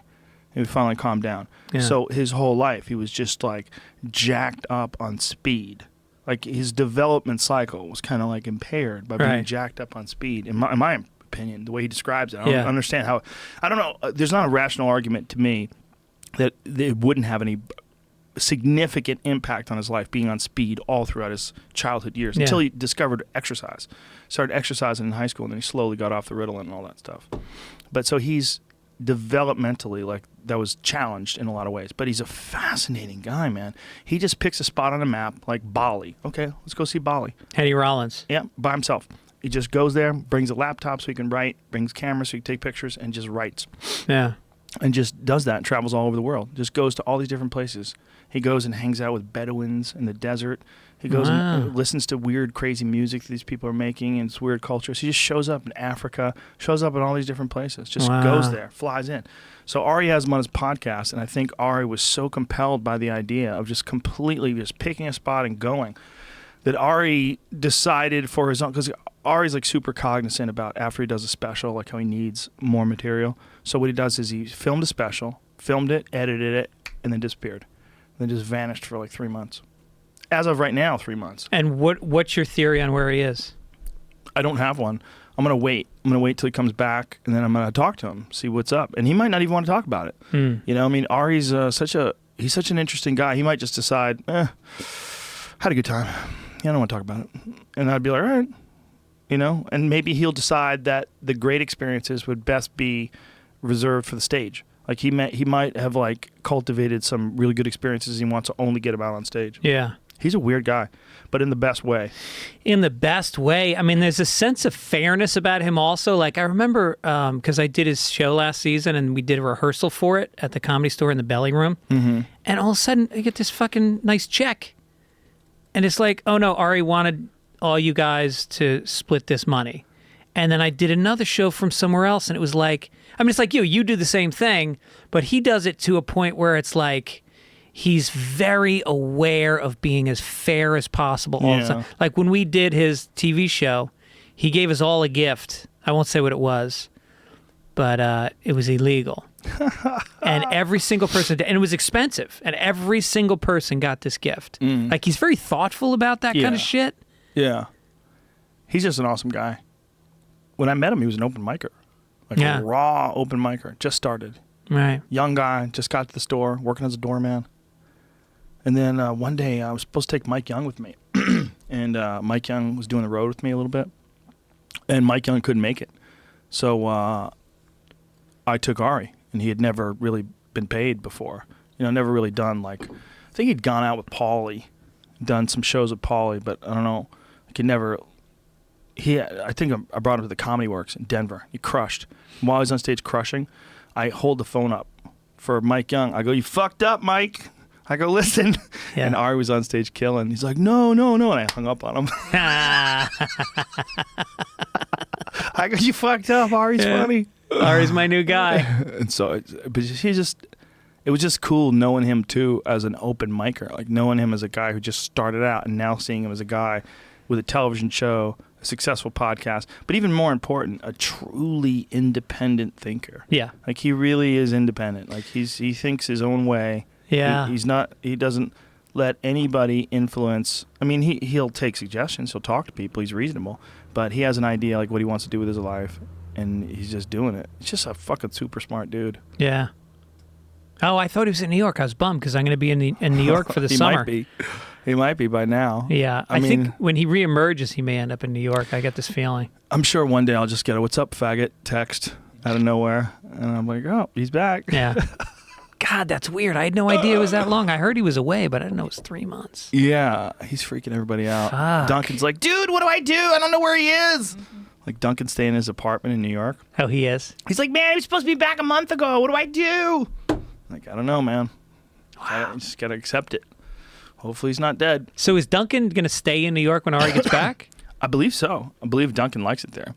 Good. He's been doing a lot of stand-up there. He's been traveling, doing I'm all shooting this Crashing show from May until August in New York. Yeah. Oh. So I gotta be in Brooklyn the first month because it's a writing month. We got offices out there, and then 3 months we'll be shooting all around the city and wherever. So if anybody has an apartment for me in New York, June, July, and August, I'll fucking take it. Can I announce a couple dates? Yeah. All right, dude, good. You're like old school radio guy. Coming up, got folks, any plugs, Fitzy? Got some plugs. We're going to be at the Philadelphia Helium, April 27th to 29th. That's a good club, right? One of the best clubs ever. 27 through 29. And then here's one that I think you like just as much, if not more. Denver Comedy Works, May 4th through the 6th. That might be number one. If it's not number one, it's right up there with the Ice House. How fucking happy am I right now? Oh, that's a good gig. You got 2 good fucking bangers in a row there, fella. And then Mohegan Sun in Connecticut, May 11th through the 13th. Don't do that. Don't turn your thumb down either. Just don't do it. People from Connecticut get so mad. Brooklyn, the Move. Bell House, June 3rd. You ever play the Bell House in Brooklyn? Good spot. Yeah, it's supposed to be great. That's it. I haven't played all I'm Brooklyn gonna in plug. forever. You should get there, man. I used to do. There was a comedy club in Brooklyn back in the day. There was a comedy club in Bensonhurst. Wasn't there? Right. Yeah. What the fuck was that? Wasn't it next to a gym, like a big meathead gym? Probably. I think it was. Remember the one in the one that Dice started out, Pips, Mr. Yeah, Pips, Pips in Mr. Brooklyn. Pips, or I think it was just Pips. Mr. Pip is the drink, right? Right. Yeah. Pips in Brooklyn. Yeah, that's Joey Cola told me he was on stage there, and a guy showed him his gun. Said he's on stage, the guy's heckling him, and it's like a mob guy, and these guys are just looking at him going, "Fuck you, fuck you," and Joey's like, "Hey, what's your fucking problem?" And the guy like pulls his jacket aside and shows him a gun. Yeah. He's like, "Oh Jesus." And the Wow. club wouldn't do nothing. Just had to tell your jokes. Good night, everybody. Damn. That's a distracted second half of your set. You're not thinking about much else except that gun. You're getting through it. That's all Yeah. you're doing. You ain't getting any laughs. All right. That guy just decided to fuck your life up, and he might kill you. Yeah. There's a lot of those guys. Did you ever read Murder Machine? No. Murder Machine is about Roy DeMeo, who was a famous hitman, murderer, capo fucking character in the mob. People who are like mob historians are probably mad at me right now. But it's a book that Joey Diaz gave me, and you can't put it down. You start reading it, you can't put it down. It's all about how horrific this fucking guy was and how many people he killed. It was like the Iceman cometh? Something like that, but he was a mob guy himself. Oh, right. And they had a bar that was downstairs, and above the bar they had an apartment, and they would kill people in the apartment and cut them up in the tub, and they killed hundreds of people. No shit. He just killed people for fun. Wow. He was killing people left and right. It started out, he was killing people like, mob things, and, someone owed money or something, and then he just was killing people. Just on the weekends to unwind. Didn't trust people, start killing them. Yeah. I don't like the way you're looking at me, dead. Just killing people. It's a crazy book, man. It's a Did he go to jail? book. I don't remember. That's a good question. See what happened with Roy DeMeo. Murder Machine was the name of the book. Joey Diaz like, dog, you gotta fucking read this. You gotta read this. I couldn't put it down. It's unfucking believable. And it's just some fucking complete psychopath and a group of other psychopaths. Why is it we can't stop? Like, Karen Kilgariff has that podcast, My Favorite Murder. Is that all about murders? Every week they talk about a different gruesome murder that took place. Yeah, Jesus. it's really good. But what is it about us that, like, I loved The Iceman Cometh, and there was another one that was about a serial killer. I mean, just earlier talking about the Angel of Death guy. Like, what is it about us that is so interested in people that take human life? Do you think that it's like a part of us, that it's an unexpressed thing? Like, if we were cavemen, we would kill. I think there's a lot of energy attached to it, meaning negative energy, but still energy. Like, you can't look away. It's the same reason why you watch like car accidents, or you watch YouTube videos about someone doing a stunt that goes wrong and they accidentally drive off a bridge. Like, I don't know if you've ever seen the one where the guy in the wingsuit tries to buzz a bridge and he calculates it wrong and he slams into the bridge, and it sounds like a fucking car accident. He slams in the bridge going like, who knows, 150 miles an hour or something crazy like that. It's horrific. And then he just falls straight down in the water? Yeah. I mean, he hit the bridge so hard. He might have just, if he didn't have the suit on, he might have just exploded into like a ball of Jello or something, But because he had the suit on, it kind of kept all the blood and body parts in place. Yeah. He hit it so hard, dude. I mean, it literally sounded like a car accident because he's slamming into the metal of the bridge at 100 fucking whatever miles an hour. Yeah. With nothing on but a helmet. Do you regret having seen that? Like, is that in your mind? Well, no, it's not pleasant. But there's something about those things. It's like there's an energy attached to it. Like, oh Jesus, oh Jesus, oh Jesus. Boom! Fuck. Right. There's a great Twitter page called Hold My Beer. And it's all like, hold my beer while I light this firework off in my mouth. Hold my beer while I go and pet this tiger. And it's just one fucking horrific disaster after another. We just like, what the fuck, man?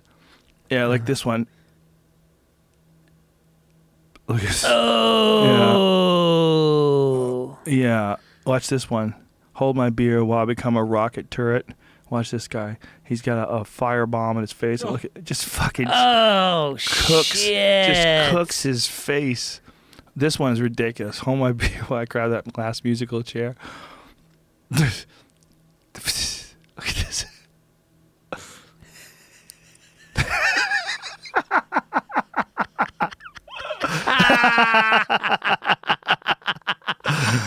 It looked like a girl too, didn't it? Of course, it was a girl. Just took that dude out. That's fucking great. Watch this one. Hold our beers while we go skateboarding down this hill. This one's fucking horrific. These guys come down the hill. They just have no way to stop their skateboard. Yeah, it's a little thin lane. You can't even cut back. Watch this dude. Boom, son. Yeah. Not good. Okay. I've seen That's enough. like America's Funniest Home Videos for grown-ups. Exactly. But I never got into watching the Faces of Death and shit like that. Although a lot of those I think were fake. But Yeah, there are apparently. obviously beheadings. Have you ever watched a beheading? Yeah. It's You have? Not good. Yeah. Do you regret it? Yeah. But why do people watch them? Again, it's because there's energy attached to it. You know there's Yeah. a consequence of what's happening. You're watching something.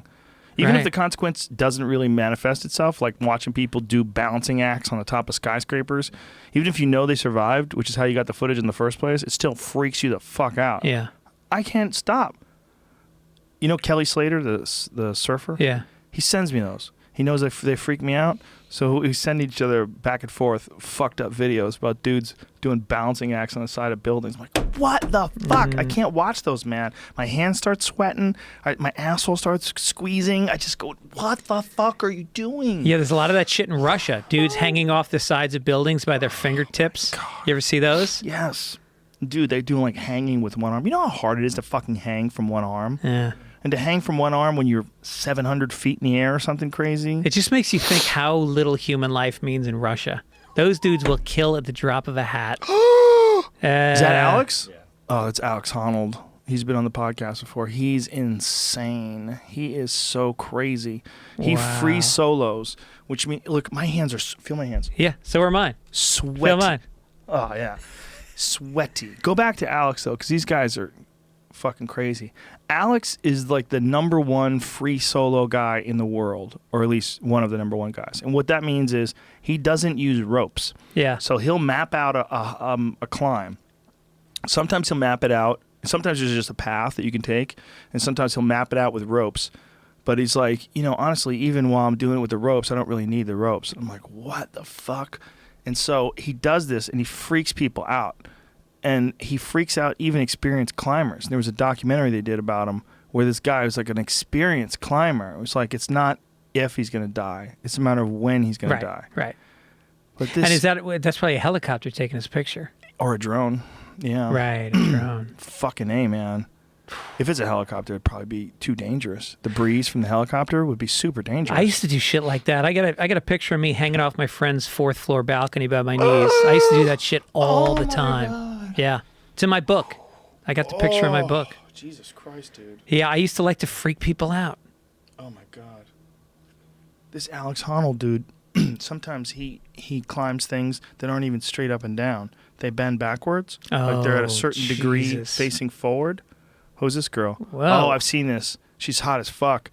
This is the whole video where they God went damn, up to it, she's but hot. this was this girl grabbed a guy's hand and he held her over the edge. Yeah, that Just girl by is her hand. so crazy to trust that guy. He can fuck her forever, by the way. Forever. Forever. He owns it. That's another angle, too. That's so insane. Freaks me the fuck out. But stop. I can't watch this. Stop it. Stop what you're doing. You're freaking me out. I can't do this and still talk because I can't talk and then do that. I watch those things. I have a massive physical effect on me. Yeah. But Alex, anyway, he climbs stuff that's facing forward. So he's literally hanging straight up and down, wedging his hands into these cracks and like moving along. And then he's got to like reach in for the powder and powder the thing. He was on the podcast. He told me this story about how he was climbing once and he realized when he was halfway up this mountain that he forgot his powder. Oh. So he gets to these fucking people. They're also climbing and they're on ropes. And he goes, hey man, can I borrow your powder? And the guy's like, okay. And the guy gives him his powder bag. And then when he got to the top, he left the powder bag for the dude. It's insane. He's insane. He's climbing. He doesn't. He's like, oh, what did I forget? I got my fingers. That's all I need. Oh, the powder. Shit. Well, what do you call that thing that the guy died on the bridge? A bat suit or a wingsuit? A wingsuit. There Yeah. was a whole thing on. I don't know if it was HBO Sports or 60 Minutes about the people that do that. My friend Andy does it. Oh, really? My friend Andy's a world record holder. But the mortality rate is extremely high. He took it's two like guys 10%. off. He took 2 guys off the mountain last year that died doing it. Yeah. Yeah, he's a maniac, but he's got the longest distance ever that someone's ever done in one of those fucking wingsuits. Yeah. How far did he go? Something insane, like 30 miles or something. Yeah, and They they like dropped him to out of space. glide along the sides of cliffs and miles. shit. 18 miles. 18 miles? 18 miles. Damn. Yeah. With no break. All you can do is Like you could see it. catch a gust of wind and you're fucking toast. Oh, yeah. Yeah. Yeah, or you're toast. Go full screen on this bitch. This is so insane. Look how fucking high Oh, he he is. jumped out of a helicopter. I don't think that's a helicopter. I think that's a plane. Oh. Isn't it? Yeah. That's a plane. I think a helicopter would be a harder thing to jump out of. I'm just guessing. Because the way the wind is pressing downward. Yeah. Does that make sense? I don't know. I don't know shit about what would happen. Yeah, there it is, a plane. Yeah. So he gets up there, and he does this all the fucking time. He'll, like, send me pictures because he knows it freaks me out. He'll send me pictures of him jumping off some fucking mountain in Guatemala or something. Like, look at that. This is so insane. He's going 163 miles an hour. Like, what? What? Wow. Just- Dude, this is how we're going to be dropping our troops into the next battles. No, not too many people would be willing to do it. Well, not willing, rather. Capable. I think you got to be a special person to be able to pull off a fucking flying squirrel suit. Yeah. I mean, You ever jump out of a plane? no. You don't want to do it. Fuck that. I'd do it. You should do it then. Just I'd don't do it tease once. me. Jumping off the mountain is way crazier when they're just like skimming it instead Yeah. of jumping out of a plane where you're Yeah, no, this guy's parachuting. No, that's cool, but that's not like these guys on 60 Minutes. They were Oh, he's the same skimming guy. the sides of cliffs. Huh? He does it too. He does that same shit Yeah. too. Oh, he does that too. He does the whole This is thing. probably This just is so just he the can world get- record. This is the furthest distance ever. Fuck Wow. all that, man. 18 miles. He took Yeah. my friend Cam up. Cam went skydived the other day. skydiving, Yeah. Yeah. Yeah. Fuck that. No. Fuck I mean, that. I don't like free falling. I know I don't like that feeling. Like I've been on bungee cords, and it's pure fucking torture. Yeah. When your stomach drops out on you, Yeah. that doesn't feel good. No, that's not But good. I think it equalizes when you jump out of a plane, doesn't it? I don't know. But I know that Brian Redband, his dad used to work with this lady, and the girl was always like, hey, why don't you go skydiving with us? Yeah. He's like, yeah, I will. One day. Then one day he gets there on Monday. You know, where's so-and-so? Oh, you didn't hear? She died skydiving. Really? Shh. Boom. Chute didn't open up. Backup chute didn't open up. Here comes the ground. 160 miles an hour. Boom. You just bounce off that fucking ground and become jello. Yeah. All your Jello and organs just sticks. crushed to the Just bottom of your destroyed. body. Everything's destroyed. Yeah. You might go through a barn or something. Slam through a barn. Mm-hmm. Slam into some fence posts. 160 miles an hour just tears you in half. Yeah. Fuck, man. Fuck. Yeah. I don't even like roller coasters anymore. I did a roller coaster 2 years ago in Florida, Busch Gardens. If you're into roller coasters, Disney and Universal, they've got a couple that are good, but Busch Gardens is like the redneck paradise. It's like the guys, the fucking carnies. They run these ancient roller coasters that are insane, like the twisting corkscrews, but there's like 10 of them. And they're fucking, you can ride every one of them 3 times in a day. It's fuck Orlando. Drive down to Tampa, go to Busch Gardens. But I went and it fucked up my neck. To this day, I have a bad neck from spinning around on those fucking roller coasters. Jesus Christ. I already had a bad neck, but it tweaked it in a way that I've never come back from. Well, the inertia when you're on those things. Have you ever done what is the one? There's a crazy one at Six Flags, like the X something or another, where you go upside down and back and forth. You're in a harness. They strap you into this thing, and you flip up and down. You spin around, and you're going on a roller coaster. Yeah. So you're on a roller coaster, and you're spinning around in circles. Right. And you get off that thing like, what the fuck is wrong with me? Yeah. Like, I'm getting nauseous just thinking about it. Yeah. I know. My son and his friends are into that shit. When you're 16, it's fucking perfect. Yeah, they want to make something happen. Yeah. When you're 16, you want something to take place. Yeah. Like, come on. Let's go. Let's go. Want something to happen here. That's why I had sex so much when I was young, is I just wanted something to something. do. It was a goal that you could achieve, and then you could go back and tell your friends about it. You had a story. Yeah. I didn't care about the girls. I hate to say that. I really didn't care about the girls. I didn't have a girlfriend until I was in college. I didn't even think about having a girlfriend. When you first started having sex, did you not want to do anything else? All I wanted to do was masturbate and have sex. I used to have a joke about it. When my dad was like, what happened to baseball? I'm like, oh, I found this new thing. I like it. I like it better. The fuck out of here hitting that stupid ball with a stick. The ball. What are you? There's no chicks out there. There's no girls that come to baseball games. When I got off school. All of a sudden you're dressed in fucking Jordache jeans and you're flaring your hair back. What happened to baseball? I found pussy. Yeah. Like the first steady, all the time sex that I got, I think I was either 16 or 17. And I had a girlfriend who was a year younger than me. And you know why I was nervous about it? Because when I turned 18, people were telling me that I could get arrested. That's right. Because she was only 17. Mm-hmm. Like, you get arrested for statutory rape. And I was like, what? But we dated before when it was okay. Mm-hmm. But it doesn't matter. You have to stop. I was like, oh my God. And I was terrified. I thought I was going to go to jail. Mm-hmm. That's crazy. That means when you're 18, you have to only bang someone your age or older. Well, I'll take it a step further. I've been talking about this in my act of how I still jerk off to I'll think about girls from high school that I went to high school with, and I'll jerk off to them. Oh, no. And then I got the yearbook, and I looked up this one girl, Jill. I won't say her last name, and I was jerking off to her picture, and then I was like, I think this is wrong. But then I thought, no, because I used to jerk off to her before I was an adult, so maybe I'm grandfathered in. I would say you are. I'm grandfathered in, right? Yeah. If you start jerking off to one of your kids' 17-year-old friends, that's fucked up. That's fucked up. That's a felony. No. If you get pictures, if I look at a yearbook, say I find a 2016 yearbook, right, from Hollywood High School. Okay. I find it at a flea market, and I take it home, and I'm jerking off to girls that are illegal? 14, 15, 16 years old. Is that not kiddie porn? No, because there's no pornography. It's 100% up to your imagination. It's like if you see a girl... You seen those varsity field hockey skirts? No, I'm not into that. But if you see a girl walking down the street and, you think she's on the edge, 17 or 18, and you don't know. I don't even know. I'm just going to say she's 19 and just I'm just guessing. And then you go beat off. Yeah. Are you any worse than if you knew she was 17? If you see her, she's got a big fat ass and big juicy young titties, and she's walking down the street, you're like, oh my God, I can't believe she's only 17. And then you go home and jerk off to her. Yeah. That's different, right? Knowing makes it creepy. Yes, right? Because you're jerking off to the age as well as the image. If you're just jerking off to the image, you're fine. Yeah, if you just see the girl walk down the street and she's like, God, I don't know, what do you think? Is she legal? It's like, if you're going to shoot a moose, they have to be 52 inches in Alaska, which means the antlers have to have either a certain amount of brow tines or they have to be a certain distance apart from each other. Meaning they want the hunters only to hunt mature animals that have already bred. That's the idea of the conservation aspect of it, to keep the breeding population strong. Yeah.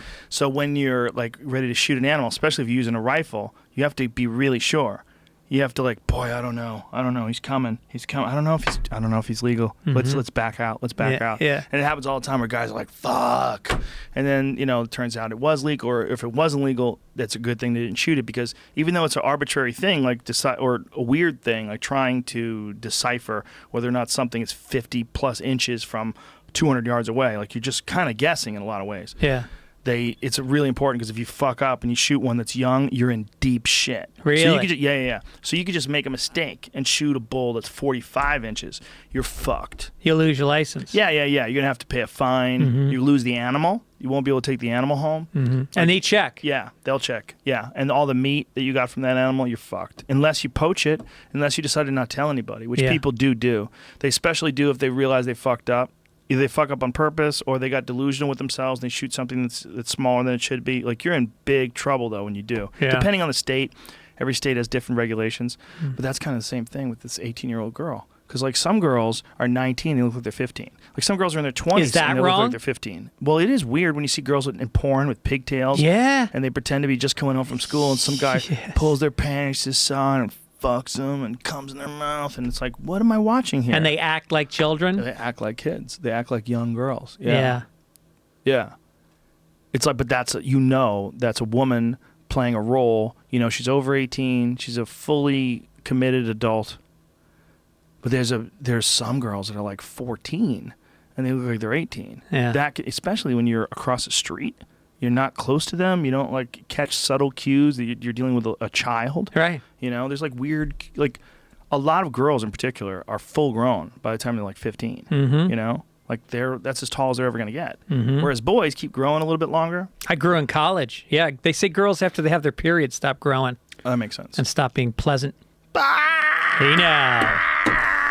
You know, if I'm at the beach, if I'm at the beach and I see a girl and she's with a girl that I can tell is under 18, but she doesn't look under 18, I won't look at her just out of fear that Right. she must be under 18. Because you don't want to put her in the spank bank? She's got to stay out of the spank bank. Right. Yeah. I put a yellow tag on her. You're very ethical. Well, it's hard because once you have kids that are teenagers, it's fucking scary. It's like you know, my fucking son is 16 years old. Right. But let's admit that is a gray area. Yeah. It's a gray area. Like, who knows what that is? That could be the older sister. You know, that could be one girl and her older sister. Like she might be 19 and her friend might be 17. Who the She fuck could knows? be a 51-point buck.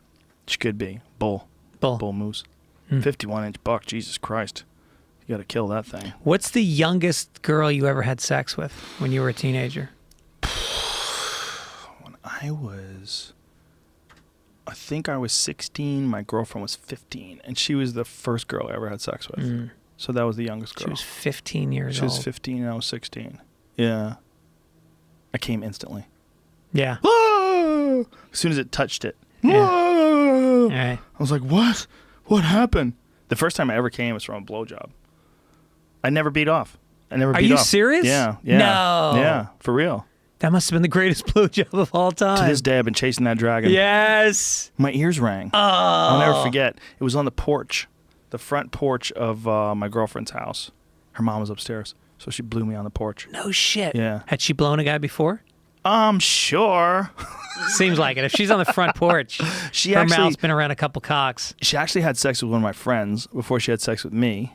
And my friend was like a real weird, he was like a city guy where I was like, we were living in the suburbs. My friend was my friend actually before I knew her from back when I lived in Jamaica Plain. And he was always a really weird guy. He was like one of those guys that would wear those black Reeboks with the Velcro, you know, like the aerobic shoes. He would High wear tops. those. And then he had Cavaricis, like he dressed well. Uh-huh. Back then, that was dressing well.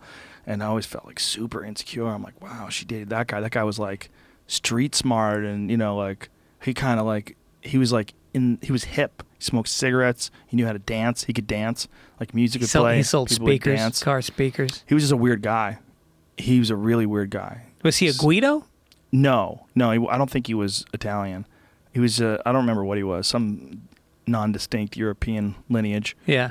But she banged him, and then that didn't work out. She actually made out with him once at my house the first time. Uh-huh. But like when you were kids, you know, we'd play spin the bottle, all make out with each other. We didn't know what the fuck we were doing. We couldn't even believe that we could make out with each other. Like, what? This is amazing. Yeah. You know? So wait, so you get the blowjob. You've never had a hand job. You've never jerked off. Nope. Why did you never jerk off? I didn't know that it would be like that worth doing. Like I didn't jerk off until after I was having sex, believe it or not. And this was, you were what, 15 at this point? Yeah.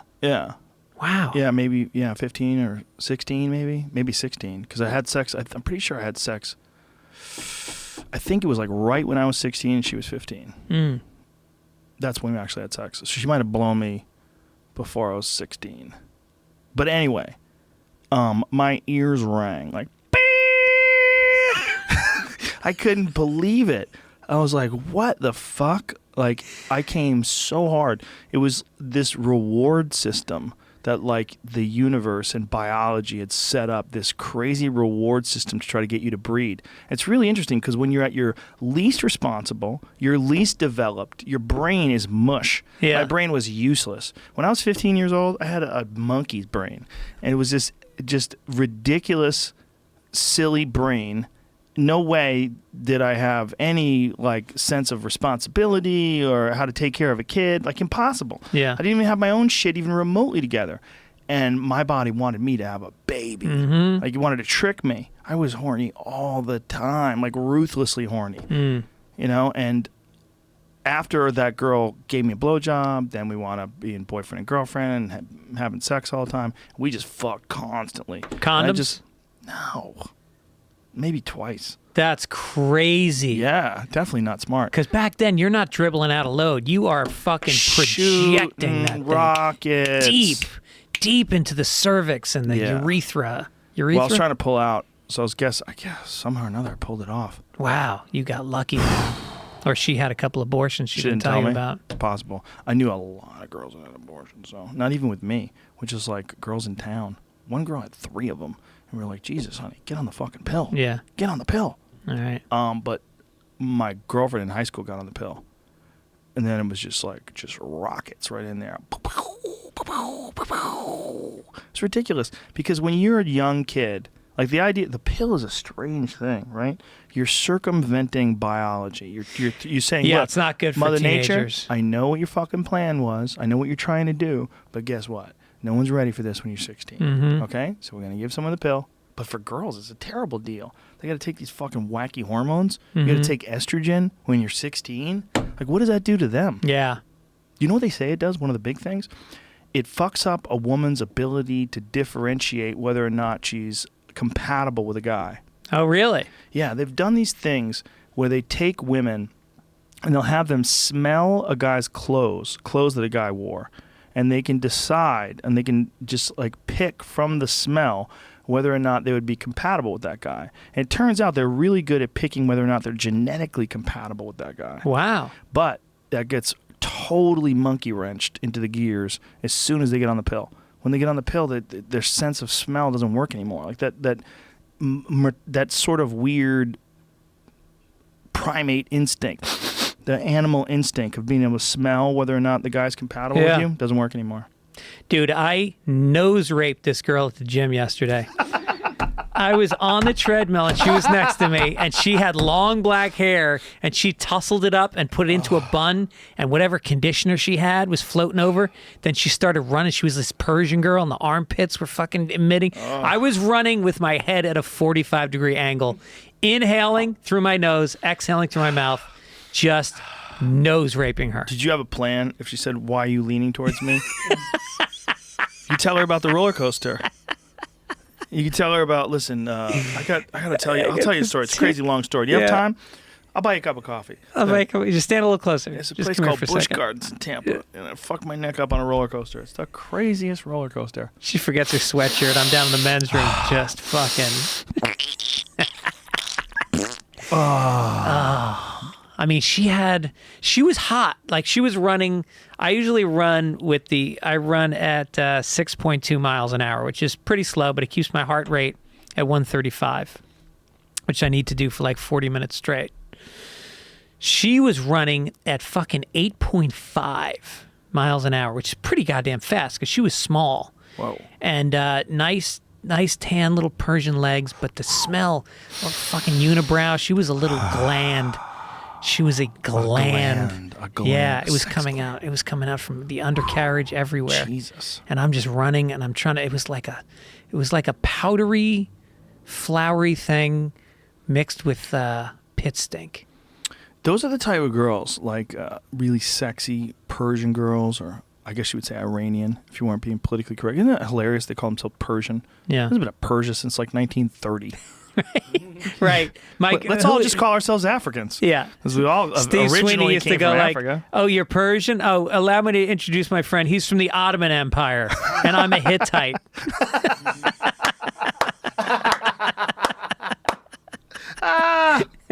Ottoman. That's hilarious. Yeah, but I was sitting on a bench one day This couple walked past me. Girl was pretty hot. Little nose rape, take it in, nice. Yeah. And I swear, I got a very strong, what do you call your nose? Sense of smell? Olfactory gland? Olfactory. I got a very strong olfactory sense. And so I was like really enjoying it. And then about 10 minutes later, the guy walks past me. And he smells good too? That was the smell. Oh, no. Yeah. No. Yeah. What was he wearing, like patchouli or something? It was spicy. That's one of those things that a dude can pull off, that a girl can pull off too. Like both hippie species, male and female, both genders, can wear patchouli. Mark Maron wears patchouli. I don't believe you. Yes, he does. I might have to find that out. Grateful Dead music and patchouli oil. He really wears patchouli? Yep. How dare he? Really? You sure? You just fucking with me?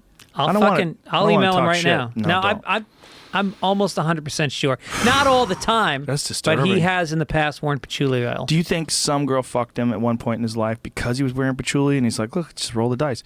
If it really cancels out, I don't want that kind of pressure. Like if a girl doesn't fuck me because I'm wearing patchouli, I don't want that kind of pressure. That's true. It's a lot of pressure. Yeah. That's my argument for the fanny pack. When guys like, oh, it's easy for you, you're married. I'm like, listen to me. If I wasn't married, I'd be more inclined to wear it. Because if a girl won't fuck you because you wear a fanny pack, you don't want her to fuck you. Yeah. It's too much work. Yeah.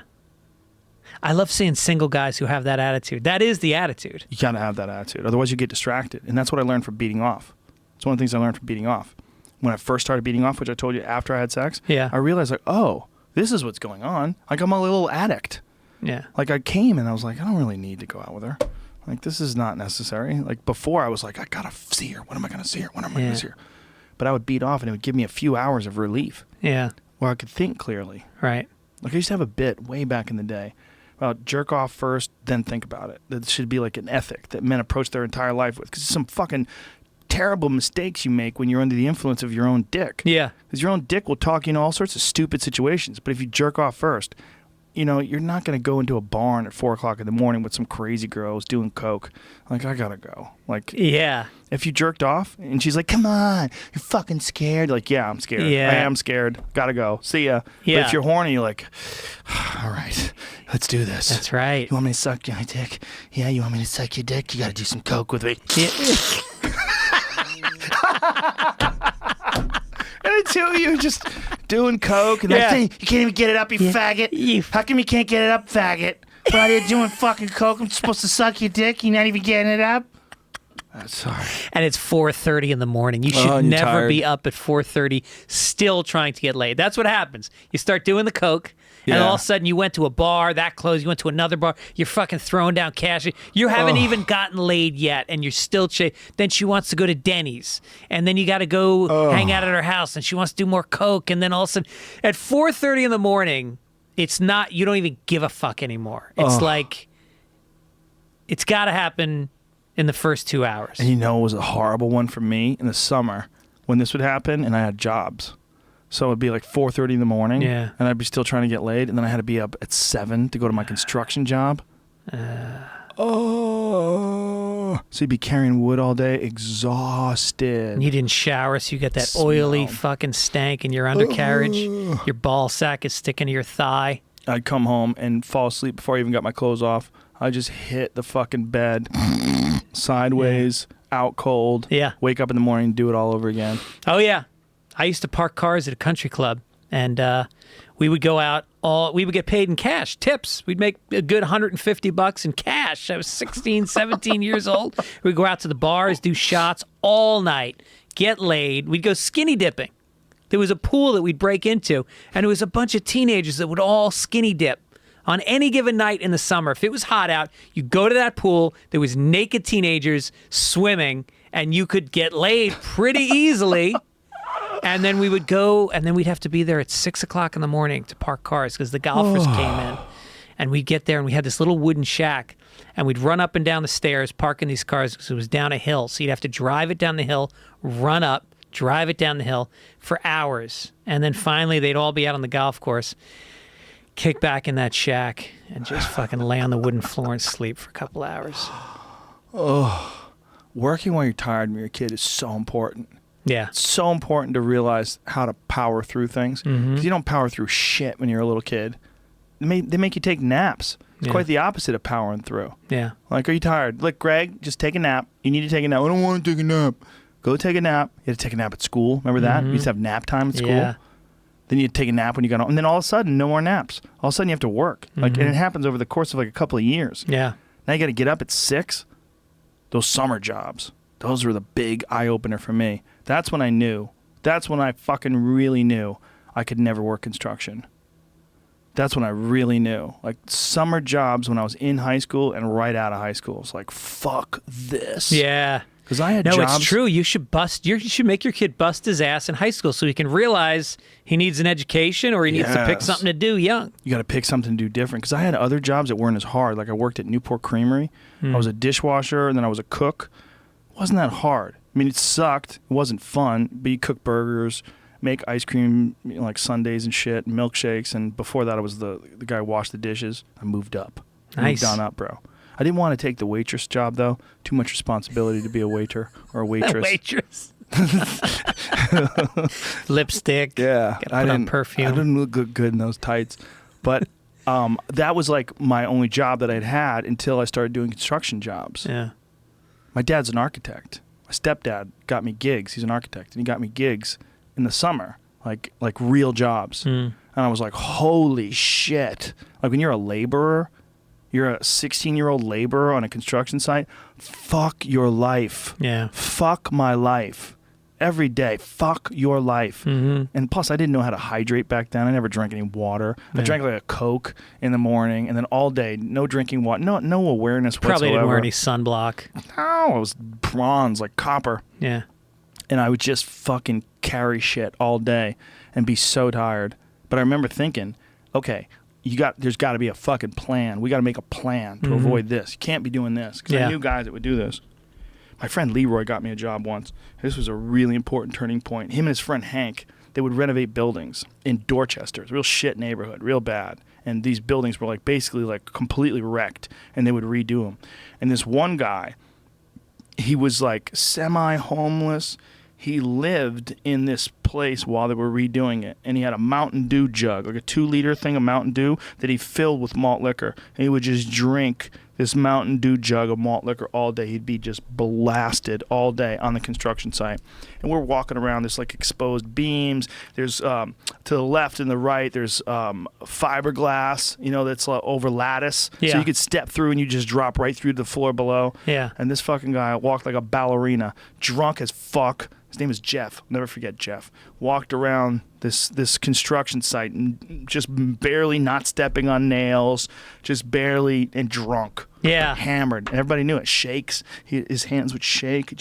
He would hold the Mountain Liter, the 2-liter Mountain Dew thing, and he would just be fucking shaking while he was trying to drink. Wow. Full on alky. And you were like, that's my future. I didn't think it was my future, but I knew it could be a future if you did what that guy's doing. Yep. Like, whoa. Yep.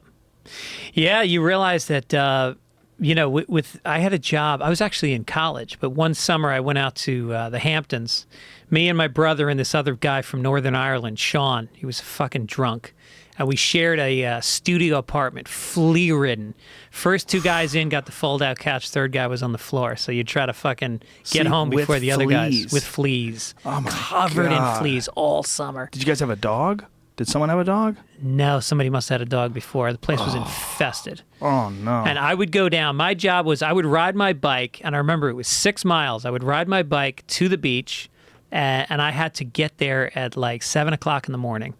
And it was an outdoor beach club. It was a bar, basically. Brooklyn would unload and show up at this place. It was called Summers on Dune Road in the Hamptons. And they had 2 outdoor bars that each had 6 bartenders in it.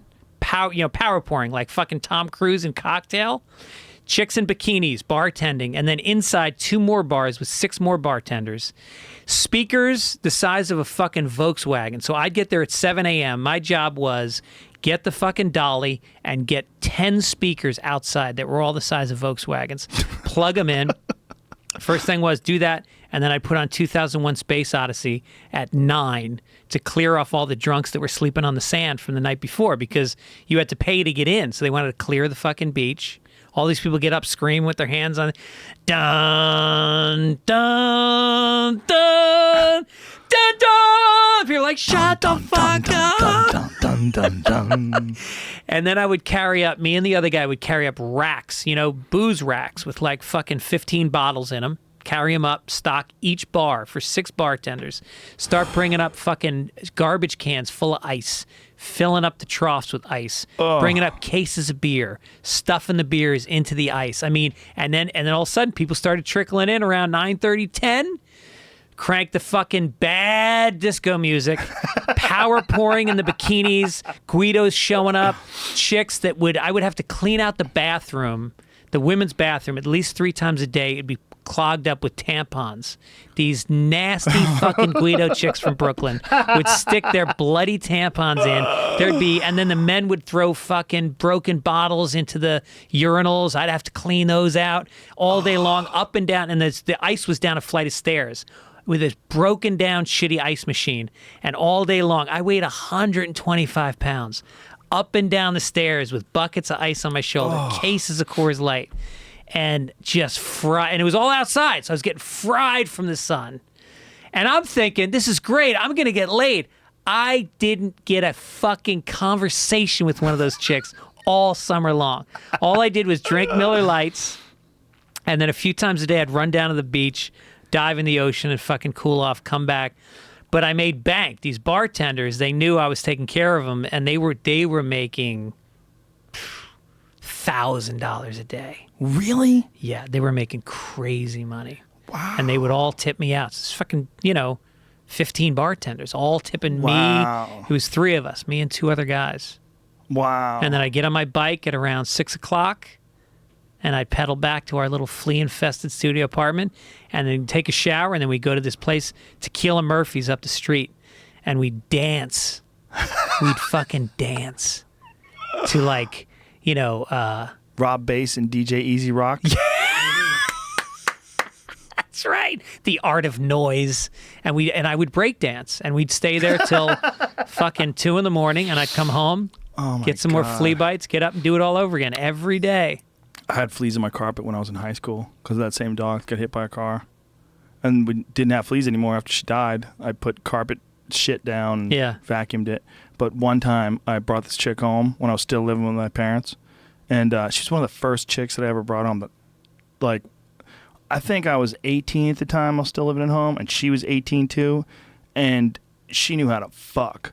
Like, not just that, like, she was the first girl I ever had sex with that put her foot on the wall. Yeah. It was like pushing off with her foot on the wall. Like, I lived on the 2nd floor, and, some bedrooms have like an angled wall. Yeah. So, like, where my bed was, it was like propped up against the side of the wall. So it was like a flat wall up to like, 3 feet high. And then above that, there was like this angle. And this chick put her foot on the top of that, and she was like fucking up. And I remember pushed back. Yeah, I remember thinking, Jesus, like, respect. Like, she wasn't just taking it. Yeah. She was giving it back from the bottom. I was like, right. Oof. I right. never dated a girl who did that before. Yeah. Because, when you're 16, you're dating 16-year-olds, 17 by the time you're 18, these girls have been fucking for a while. Yeah. They know what they're doing, Yeah. I remember, being around that age, I remember this girl, Linda, I won't say her last name, she reached down, I'm fucking her, and she reaches down and starts rubbing her clit, and I was like, whoa. I was like, wow, this is about your orgasm, isn't it? Yeah.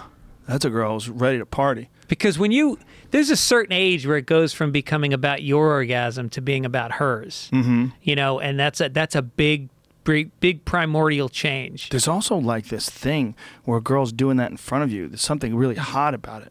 Like, she wants you to fuck her while she's masturbating and looking at you and like letting you know that she's masturbating. And like, whoa! It's full surrender, yeah. But this girl that pushed off against the wall, she got flea bites all over her leg. So my carpet had fucking fleas on it. And she was like, what the fuck? I was like, I got to do something about it. She's so mad at me. I used to have like little bites all over my fucking ankles all the time. Yeah. Just the thing you had if you had a dog back then. Like, we'd take some powder, I'd sprinkle some fucking powder and then vacuum It's supposed to kill the fleas. Never did. No. Killed most of them. There's Yeah. a few gangster fleas that would survive. And your dog would always get them. They go outside. They would just get fleas. Dude, do you have those bugs right now? Because it was so rainy this winter. We got these.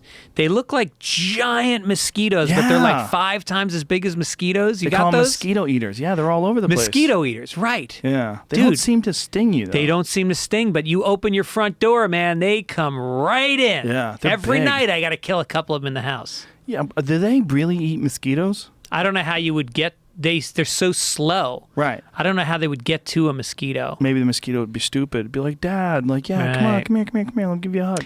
Yeah. I mean, I heard them called that, but I was thinking the same thing. Like, how the fuck are they? Yeah. Adult crane flies are actually physically incapable of killing mosquitoes. The main sustenance of crane flies is flower nectar.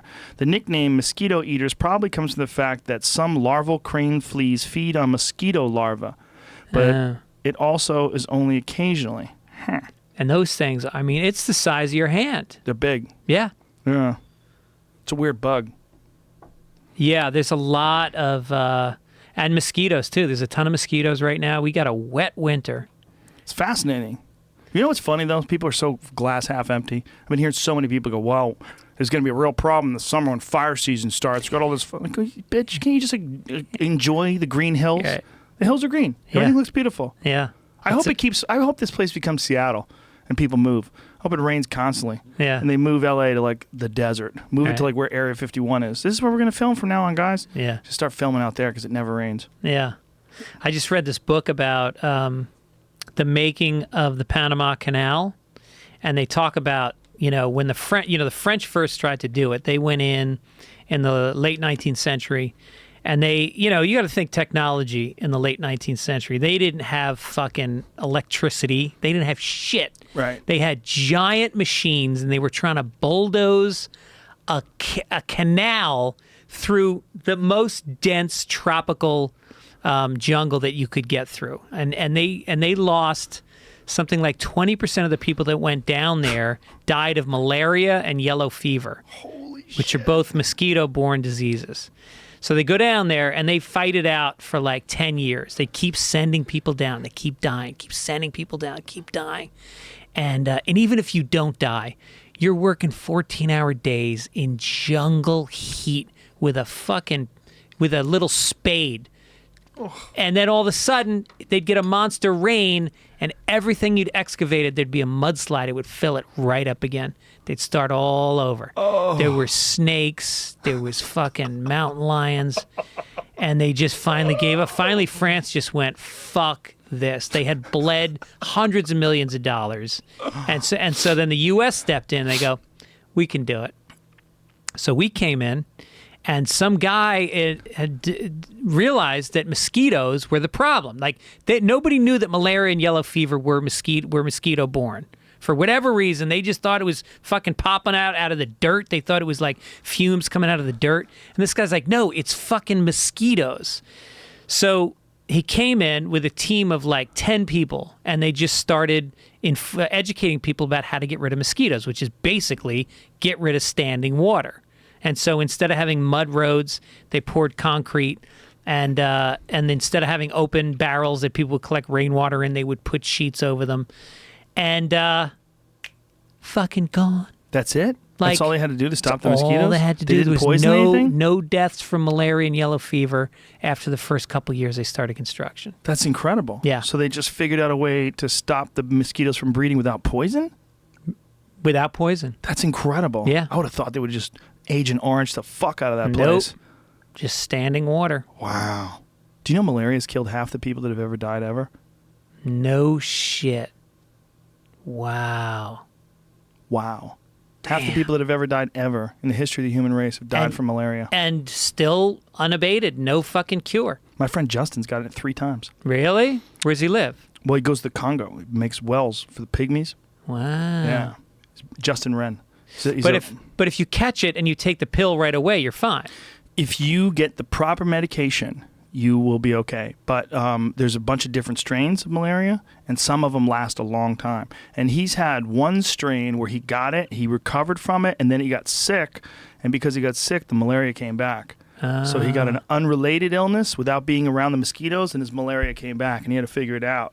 that the malaria had made a relapse. So he's had it 3 times, 2 times from being bitten, 1 time from a relapse.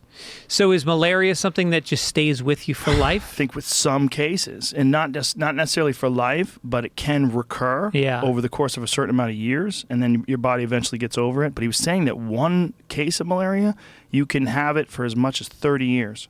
Wow. And dying of it is about as painful as it gets.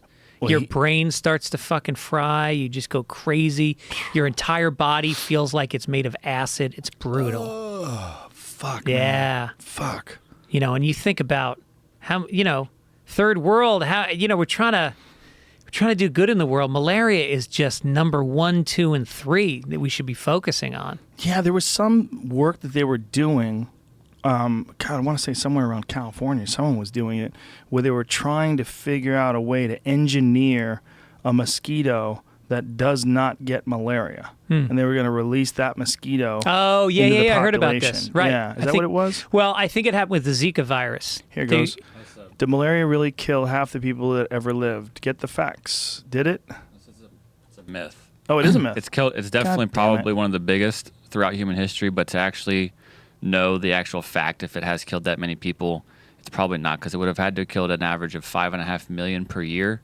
And for like the last 30 or 40 years, it's only about 2 to 3 million. So that number, pretty but that's close. the last So like 30 or 40 years. So it's at people, least yeah. 20%. Yeah. So, but they don't know. So where does it come from? Does any site support that? This site tries to debunk it. We have to be sure that they're not right, because I feel like I read it from a science paper, which might not necessarily look. We had Rod Wolf the other day, and he thought that a vomitorium was really some. People make mistakes, but it's killed fuckloads of people. It's just there's a lot of those goddamn diseases that scare the shit out of you. Like, remember when the Ebola craze happened and everybody was panicking that Ebola had made its way to the United States? Remember that one lady? She was a nurse and she was in quarantine, and they tried to keep her in quarantine. She's like, "Fuck you, I'm going shopping." And they're like, that's right. Remember that? Yeah.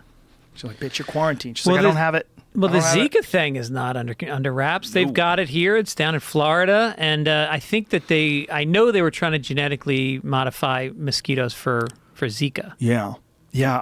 A friend of mine, his wife got pregnant. He wouldn't let her go anywhere.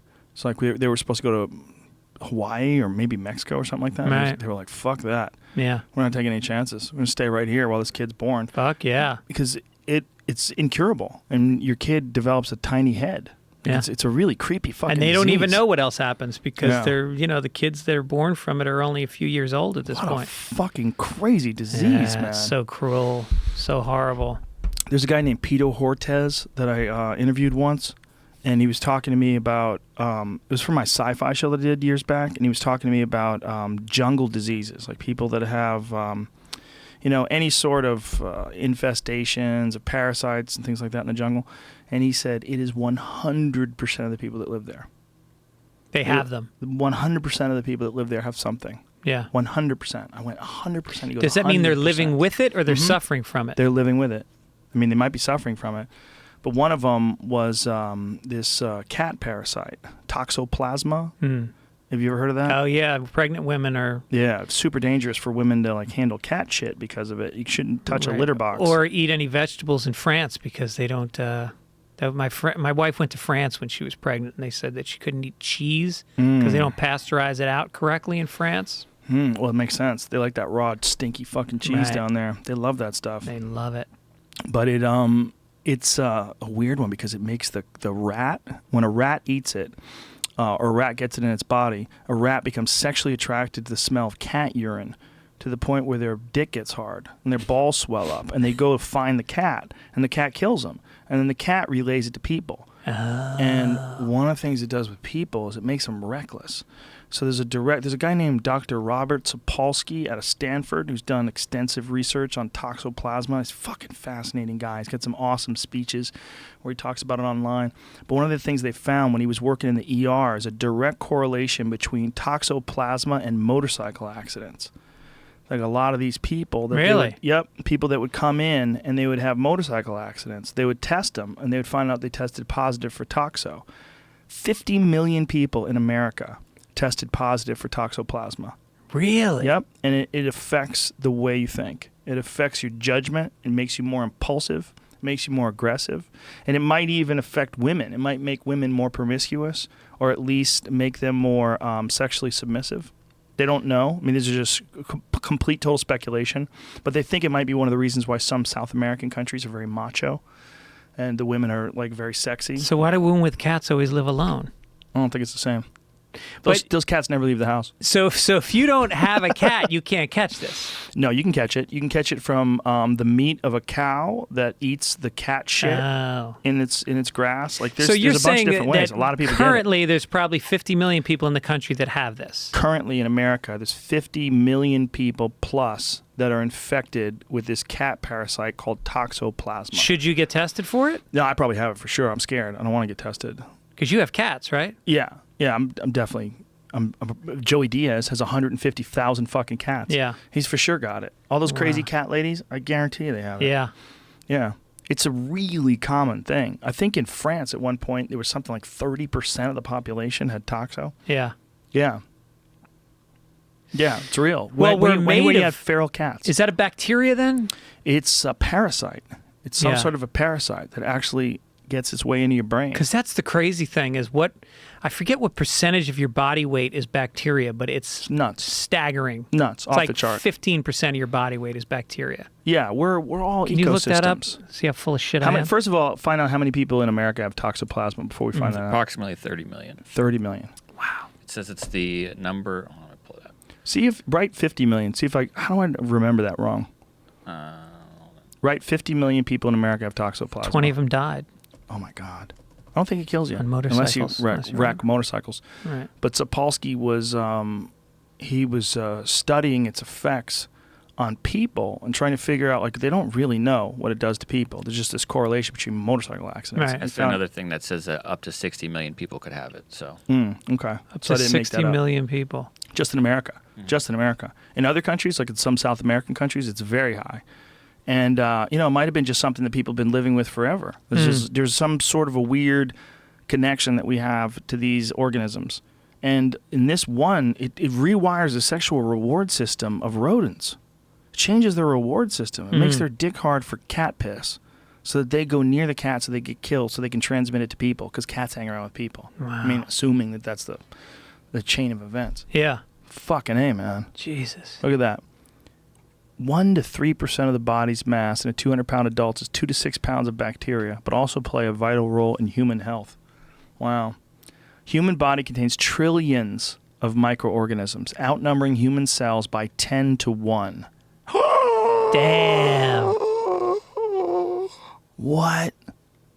So 3% of the body's mass. But they not 15. outnumber human cells just because of the size. Because they're small size, however, the microorganisms make up only 1 to 3% of the body's mass. It doesn't make up as much of the mass, but you are outnumbered. Human cells are outnumbered 10 to 1. That's like if there's one rat for every person on a ship, and there's 10 people.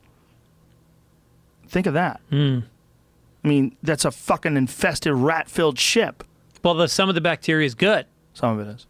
Yeah, but I'm just saying, you're mostly rats. Yeah. So you're like, what is that, a ship of people? Yeah. Well, there's some people on it. Yeah. You're right.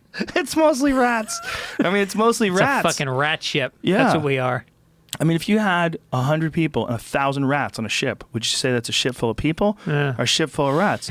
It's a ship full of rats and a bunch of poor fuckers trying to get some sleep.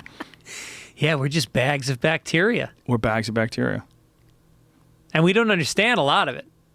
Because No. it's so fucking small and it's mysterious. Well, how about probiotics? How recent is that, where people figured out that you have to take in healthy bacteria in your body? I take it every day. 2 decades, 3 decades? I mean, Yeah. when did figure that out? When did people start taking probiotics? Like, You take them every day, right? Oh, yeah, I take it in a live form. I like mostly in. I like to eat either kimchi or sauerkraut. I do that, and in kombucha. I drink kombucha every day. Oh, you do? That stuff. Oh, I love it. Yeah, Wow. we always keep it here too if you want one. Wow. We always have it here. I drink the real stuff that you have to have an ID to show. Yeah. The GT's kombucha is the shit because it's over 1/2 of 1% alcohol. I mean, you can't get drunk, but 1/2 to 1% alcohol, you have to be 21 to buy it. Oh, it's that strong. Mm-hmm. Over 1/2 of 1%. And it's made out of like dairy, right? It's like rotten dairy. No. That's kefir. That's a different thing. Oh. You're thinking of, and kefir's like a grain. There's a grain involved too somehow. I don't understand really how kefir's made. Somebody's explained it to me and I just blanked out. But it's a fungus. It's kind of like a fungus. It's a growth. It's some sort of a thing. Kombucha. Yeah. How do they make it? I used to make it. Really? Yeah. When I first came to L.A., this girl that I was dating got me a piece. She got me like a live organism. She told me how to do it. And you get like a bowl, like a glass bowl, like one of them big punch bowls. And you fill the bowl up with sugar and water and I forget what the other ingredients are. But you stir it all in, make it dissolve, and then you put the fungus in there. And then you put it in the refrigerator or you leave it on the counter. I don't remember which. How much fungus do you put in? I think you leave it on the counter. You just put like a chunk. Yeah. And you have like a piece of this stuff. And the longer you let it ferment, the stronger the kombucha is going to be.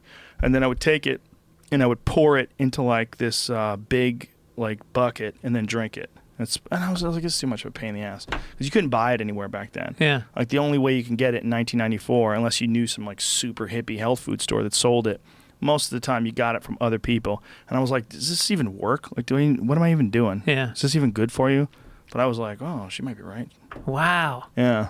Kombucha every day, every or day. every day you have that or sauerkraut. Yeah, well, kimchi, sauerkraut too. I like sauerkraut, raw sauerkraut. Wow. But kimchi's huge, super high in probiotics. It's like fermented cabbage, so it's all like organisms in it. Yeah, it's all this shit growing. It No, keeps you my healthy. my stomach feels distended, and somebody told me that the probiotics can help that. There's probably a lot of bacteria in there. Could be. Do you drink? Do you take in a lot of sugar? Do you No, eat I don't. pasta or? Pasta. Yeah, that's sugar, unfortunately. Yeah, I know. And I try to take, I have a fucking bagel every morning, and then I try to never have pasta, but. Unfortunately, all that fucking yummy, delicious shit, like every now and then I'll let myself have like a giant pastrami sub. Yeah. Oh, on Italian bread. Yeah. With mustard and Swiss cheese and love it. But you feel like shit afterwards. Yeah. Because your body has to process all that sugar. Right. All that bread is terrible for you. So you just eat vegetables and meat? For the most part, yeah. I mean, I fuck around. I don't have a totally strict diet. I have a mostly strict diet. You eat rice? Sometimes. Most of the time, no. But sometimes, like I'm having sushi, I'm like, fuck it, let's live. Right. But if I'm not feeling that, I'll either peel the sushi off of the rice. Have sashimi. And just eat it like sashimi. Yeah. But I'll eat like 1 out of every 3. I'll eat the rice. You just gotta. If you're on a diet where your body's fat adapted, if it's burning off fat, as soon as you tip the scales and you have too many carbohydrates, it's like, fuck it, we're going back to carbohydrates. Mm-hmm. And then you get tired easy, you get hungry easy. It's like it fucks with the system. Once you start getting that fat adapted state. It's hard when you're out, though, to eat a decent lunch that doesn't have carbs in it. Everything's a fucking sandwich. Salads. Yeah, you gotta eat salads. Salads with chicken. Salads with salmon. Salmon's really good. It's got oils in it, healthy oils. Yeah. Ask them for olive oil. Pour the olive oil on the salad. Nothing wrong with balsamic vinaigrette either, but like most salad dressings are bullshit. Yeah. Most salad dressings are just nonsense and sugar. And like you drink if you have like a delicious French dressing, like why do you think it's delicious? It's fucking dessert. Yeah. You're eating dessert. It's dessert ketchup that you pour all over your salad. Or my kid eats fucking granola bars all day, and I'm like, dude, that's a candy bar. Yep. It's just sugar. Doesn't seem like it. It seems like you're eating oats, being all healthy and shit. All right. You're just as better off eating a Snickers bar. Yeah. Same shit. Kinda. What about fruit? Somebody told me that not all fruit is good to eat because it's got too much sugar. Well, fruit of today, we have to really realize when everybody's using these terms GMO, and this is something I've looked into pretty heavily, and I had this guy Kevin Folta on my podcast who's a food scientist, and he's kind of explaining why people have a lot of misconceptions about GMO foods. He's like, essentially everything's GMO.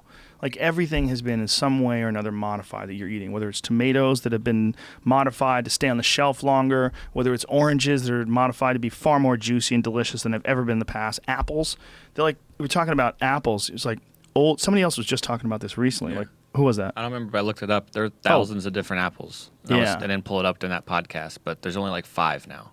No, or maybe 12. Shit. There used to be thousands of different Was apples. it Rob? Wasn't it Rob Wolf? So, yeah. I think it was Rob Wolf. Rob Wolf is a biologist. What the fuck is this? Bio fucking something.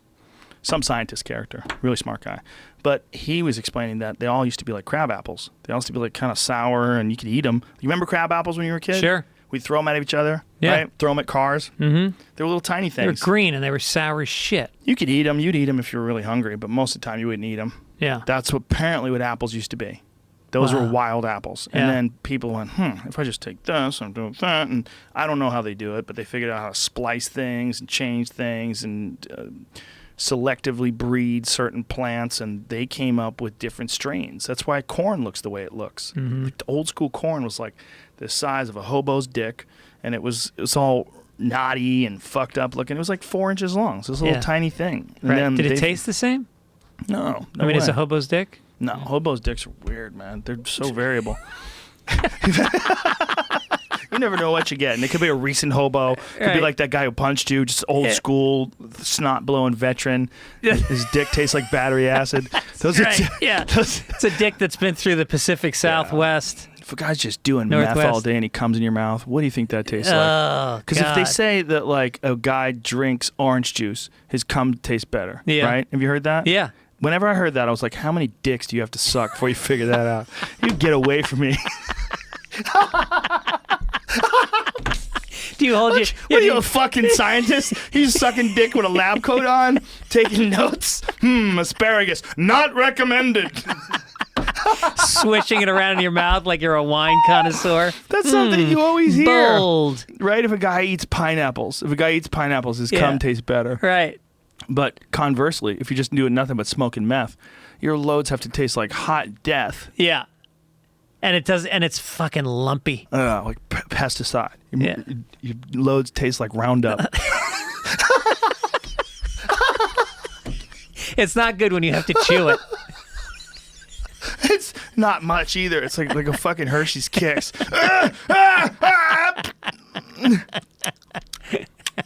Swallow it. I gotta chew it first. Oh, motherfucker. Fuck. Then she's immediately tripping on meth. She's out of her mind. Do you remember when that actor, the fuck's his name? Tom Sizemore. Yeah. And when Tom Sizemore went off the rails Yeah. and did a porn. Yeah. And like they would play his thing on Opie and Anthony all the time because when he was coming, he's like, "Oh, motherfucker!" Just a cracked out load. There's nothing like like the sound of a man orgasm where he knows he's just off the rails. Yeah. He's off the rails on meth, making a porn. He was in Saving Private Ryan. Here he is. Ah! That's as primal as it gets. It's like the pure id being expressed. Yeah, look at him. Just fuck it. Can you play it? No, it's illegal. No. Can't even show you this. Can't Oh, even it's show this illegal thing. for you to Yeah. play the audio? Can't show this. He was a madman. Wait, how do you decide which clips you're allowed to play? There's a tit on that, so Yeah, I we guess can't play that. Get it away. Get it away. Get it off. Get it off. Get it off. Get it off the screen. Get it off the screen. I met him a long time ago. I did a show on VH1 called The List. And Yeah, I remember was that. The host of it. I got to. You were the host of the list? I was a hope one of the they weeks. they rotated hosts, people. right. So I think I did 2, maybe 3 episodes, but one of them was I got to meet Rob Halford. I got to meet Rick James. Wow. Rick James was Michael didn't do nothing to them kids. He was like, we were talking about it, and one of the gals from Baywatch was on the show as well, and she was a mom. God, I can't remember her name. Very, very pretty girl. Oh, I forget her name. Married to Nikki Sixx? No, I don't think so. I don't remember which one she was. Anyway, very nice girl. Gina something or another? Anyway, she was, it came up in some way, shape, or form. And she was like, I don't buy it. And he's like, Michael didn't do nothing to them kids. And that's all bullshit. Let me tell you something, that's all bullshit. And Rick James had been up partying all night. So when he showed up, like we were warned that he might not be able to do it. Like he got there and you could tell he'd just been up. He's like, I'm suffering from some sort of a cold. So if I can't do this, I can't do this. And we were like, hey man, do what you can do. Do what you can do. But he went out there and plowed through like a trooper. Wow. Yeah, but he was defending Michael Jackson. Michael didn't do nothing. But Michael, what's his face? Tom Sizemore came on, and he had fucking slippers on. He had like slippers and a fucking bathrobe. I don't remember what he wore when he sat down, but I remember he showed up with slippers and a bathrobe. I'm like, this guy he was just right when he was just going off the rails. Yeah. Like right when he was going, it was supposed to be him and Val Kilmer. And Val Kilmer was out partying all night. And then he was with him, and he's just like, Val Kilmer was like, fuck it, I'm not going. So like last Val minute, Kilmer was going to do the list? yes. Val Kilmer was off the rails. Don't you remember when Val Kilmer got huge, fat, and went crazy? Oh, that's right. He did a play. Remember he did a play for a while, and everybody's like, what the fuck is that. Val Kilmer doing? Partying. Yeah. He was just going off. He was just having fun. And it was during that time that Sizemore showed up. He was a very nice guy. Yeah. Super nice guy. Meth, huh? I don't know what he was doing. He was doing a bunch of shit, but then he wound up on Celebrity Rehab, remember? Oh, okay. Oh, that's right. Yeah. Several seasons. Was he? Oh, yeah. Oh, that's right. He was on with Heidi Fleiss. Like, Heidi Fleiss was like his girlfriend. Yeah. That fucking Celebrity Rehab show. Could you imagine if you tried to do that today? Like, Oh, they don't do it anymore? No.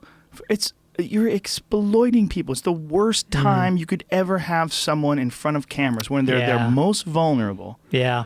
They are recovering from addiction. Like, you don't think that that's an impediment to recovery? Putting them on camera, Yeah. following cameras around them while they're trying to detox and figure their fucking life out, and you're giving them massive amounts of attention. You're putting them on shooting schedules. You got lav mics on them and shit. And they start having affairs. You encourage it when you're supposed to discourage it. It is crazy. It's everything that AA is not. It's the opposite of Anonymous. Do you ever hear Doug Stanhope's bit on it? No. Doug Stanhope tortured Dr. Drew. Oh, on this really? bit. Tortured him. And he's 100% right. Yeah. Like, look, they allowed that show to happen. Dr. Drew figured, like, look, I'm a competent doctor. I'll take care of it. I'll make sure everything's fine. Yeah. And at least it'll expose, like, you could rationalize it. It'll expose to people what it's like to, go through this. And you see celebrities and movie stars going through this. But a lot of it wasn't celebrities and movie stars. It was, like, sort of celebrities, like Angie Dickinson. Yeah. Where there's some guy on the show was some young guy who Sylvester wasn't even famous. Stallone's brother. Oh, was he on? I think so. I shouldn't say that.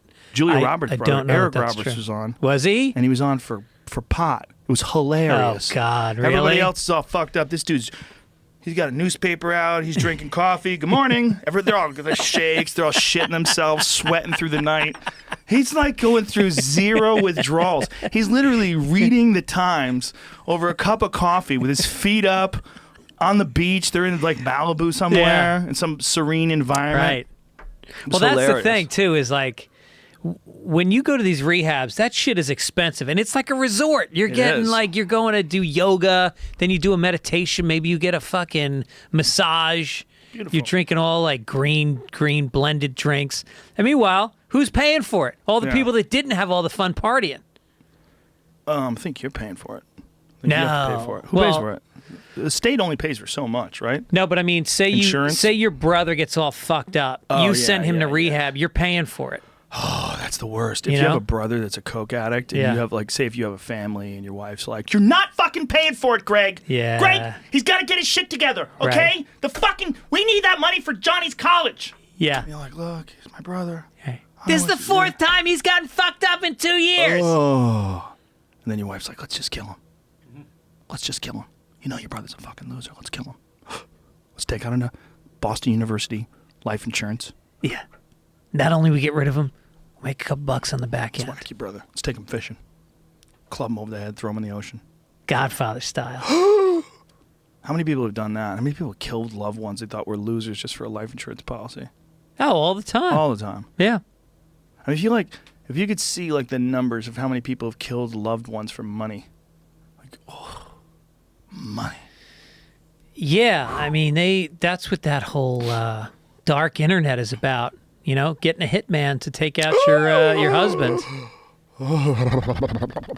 That's why I got a $1 million insurance policy for my wife. Any more than that, she fucking wants me gone. That's a good point. You know? $1 million lets her get her shit together. You don't have to pay taxes on that anymore. That's one good thing from Trump. The key is you set up a shell, like we have a shell that it would pay into. What I'm thinking is actually inheritance tax. Oh. Inheritance tax. Like if your kids inherited your money. Right. Like if you left your kids $500,000, your kids would have to pay off half of that to the government.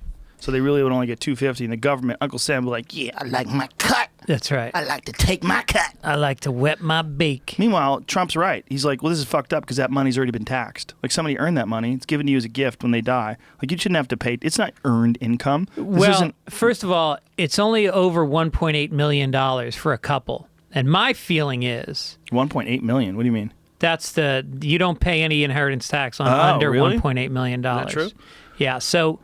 To me, it feels like the framers of the Constitution had come from Europe, where money had been handed down through generations, aristocracies, useless, wasteful, dangerous motherfuckers.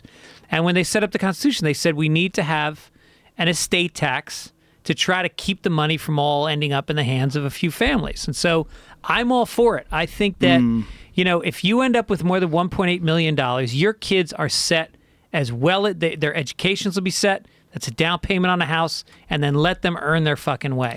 That's a good point, actually. I never thought about it that way. You know what I didn't think, actually, honestly, is where does that, or I did think, rather, that I have the problem with is the money's going to go to the government.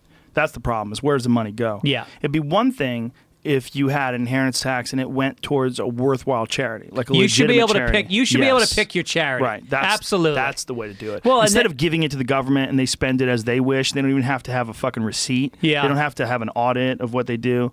Well, you look at what Warren Buffett is doing now. He's giving it away before he dies. That's what you got to do. If you want to control where it goes, give it away, save a couple million, because that's what your kids will get, and fucking give the rest away the way you want to. He's basically giving it all away. 99% of it. That's so insane. There's a documentary about him that's really crazy. I mean, this guy, he literally lives in the same house he bought when he first moved to Omaha, Nebraska. Now, how's that possible? Like, who watches his house? Like, people must want to kidnap him all the time. He's right there on the street. They fucking show a picture of it. Does he have, guards? No. Come on. He drives to the same McDonald's every morning. Does he? And he either gets an Egg McMuffin with sausage or the Egg McMuffin with bacon, depending on if the stock market is up or down. Oh, Jesus. And he knows the exact. He goes, it's $1.68. I have that exact amount of money. He's fucking nuts. He's really just flies commercial. Yeah, he takes coach seats, right? I think so. Jesus Christ. Drives a fucking old shitty-ass car. I don't know if it's old, but it's like nothing. It's a nothing car. Maybe people don't believe he's that rich. Maybe that's why they don't rob him. I think he's like the 5th richest person in the world or something. Well, I think public person. I think the real issue is those Saudi Arabian Arab prince dudes. Yeah. Who don't have to report their income. Yeah. Make that oil cash, son. Yeah. Make that deep oil cash. Send their kids to New York City. They're living in fucking 5 floors of an apartment building. What was that thing you were telling me before the podcast started about Eric Prince, who used to be the head of Blackwater? There's some news story that just broke out about the United Arab Emirates. Oh, right. Arranging some sort of a meeting. There was a thing where they were setting up some backwater communication between Trump and a major Russian official who's got close ties to Putin. And the Blackwater guy was orchestrating the deal. It's in the Washington Post right now, and it happened on. You want fake news? It happened the first week of January, right before he took office. Whoa! Back channel. In some island, the Seychelles Islands. So they met there? Yeah. Who met? Someone from the administration? This guy, Eric Prince, right, who's the founder of Blackwater, does not get much more evil than that. Well, they changed the name to something else, and then he moved to, I think, the United Arab Emirates. Oh, is that right? He became the security guy for the United Arab Emirates. Oh. Yeah, they essentially have their own army of high-level mercenaries. They were meeting to explore whether Russia could be persuaded to curtail its relationship with Iran, including in Syria. I think what happened with the Eric Prince guy is that once the Arab Spring shit started going down, some of those super rich guys are like, yeah, let's fucking not have this happen over here. Yeah. Let's put together a serious strategy. And so they went with that guy. They had so much money. So much money. Well, who knows how much money they have? Someone told me they have trillions, but I don't know if is that documented. I don't know. What's the richest person in the world? is not like the richest public person. Like the richest public person used to be Bill Gates, and then there was some Mexican telecom guy. Oh yeah, remember that dude? yeah. But it's also I think the money is spread out through these royal families, and none of the money goes to the Saudis. You know, the citizens. people. No, they don't get any of it. There's these royal families that have fucking hundreds of members, and the money all gets filtered throughout the family. Crazy. And they each have 9 kids, and What's crazy is that didn't used to be the case till like what, the 50s or 60s, like whenever they established these empires. is that Like, right? they had that kind of money. They weren't getting oil out of there. Yeah. Once they started getting oil out of there, they just da-da-da. Like, you ever seen the growth of Dubai over the past 30 years? Oh yeah. Like a time lapse images of the growth of As Dubai. islands pop up out of Whoa! sandbars. They make islands. Yeah. They make their own islands, and they have an ocean break to stop the islands from getting swamped. But one of the there's a huge high rise on one of the islands. It just sank like 5 feet into the fucking sand. Oh my god! Oh my god! They built a high rise on sand. Oh my god! Yeah, It just keeps sinking. It's gonna go Leaning Tower of Pisa that's style. right. What do they do? Demolish it?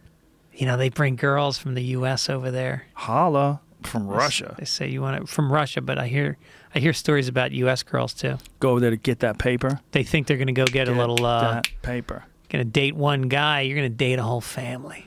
Well, you ever heard with the Sultan of Brunei how he used to rock it? No. He used to have a disco in his house, and he would pay these girls extraordinary amounts of money, stay there for months at a time. He'd have like 50 of them there, and he would just come down and go, let's do it. And he would just come down the disco, just fucking slide down the railing in his gold underwear and just start dancing. Wow. And just pick one and throw the dick to her and then go, I'll see you in a week or so. And then they would just stick around, do whatever they had to do. They'd go to the gym, work out, get their toes done, and he'd pick a new one all the time. Wow. He just had so much money. One prostitute was like, that's not good enough. Yeah. I want girls who are not prostitutes to become prostitutes. Yeah. So he just went deep. What about Melania Trump? How dare you? That's the first lady, you son of a bitch. It's equal pay day, bro. She's going to get the equal pay when she divorces him. She's waiting to divorce that motherfucker. You think so? know that. Oh, she doesn't even want to live with him. She doesn't want to live with him. She's like, listen, our son, he's only 10, can't kick him out of the school. He's got to stay in the school. 10-year-olds can't move. No, they can't move. move. They You can't can't move to move when you're Washington 10. to be near a dad who grabs women's pussies and admits it. Or who's the president. Someone Yeah. said something really funny. I forget who it was. They said, is that the first lady or is that a flight attendant on the first flight to Mars? Yeah, she's living with a lot of mixed feelings Jesus, right now. look at her ring. Yeah. Look at that fucking ring. Good Dude, Lord. she grew up in a fucking mud town in Eastern Europe. Dude, that ring is insane. That ring is like, how much is that ring worth? Let's guess. Let's take a guess because I'm sure it's on the internet. I would say her ring is worth $5 million. I'm going with 20. Really? $20 million. Find out. Wow. Find out, young Jamie. I got bold as fuck right there. I hope you noticed that. 20 million. Alyssa Milano calls out. What is she calling out? Melania Trump's giant diamond rings in official portrait. Why is she calling out the rings? What? Come on, Alyssa. What's she getting mad at? Some blood diamonds. She didn't. Is that what it is? 25 carat, $3 million ring. Damn, I'm so wrong. What did you pick? I said 5. It's 25 carats. 25 carat. So what is a Milana? What's her problem? It's too baller. She can't handle it. I heard Melania met Donald on Fuck Island, which is one of these islands. It's real? Yeah, they bring Eastern European women there, and then billionaires show up, and they all just fuck. We got to get richer, dude. You want to go to Fuck Island? We got to get an invite. If it all goes sour, we're going to Fuck Island. If it all goes wrong, your wife leaves you, mine leaves me. We're like, look, dude, we're not getting any younger. Yeah. Listen, who cares what everybody says? Let's go to Fuck Island. Then we start going, and after a while, it's just like, dude, what are you doing Tuesday? You want to go to Fuck Island? All right. He'll go to Fuck Island. Dude, we'd be barbacks on Fuck Island. Yes. That's what we'd be doing. We would be hoping that we'd be able to, look, all we have to do is we work there. We get a job there. I'll carry the ice. You carry the beer. Come on, dude. We're definitely going to. Dun, dun, dun. You and me on Fuck Island drinking Miller Lite on the beach going, we got to get out of here. They took our passports, though. Fuck. But we'd be laying down the real dick because these billionaires can't fuck.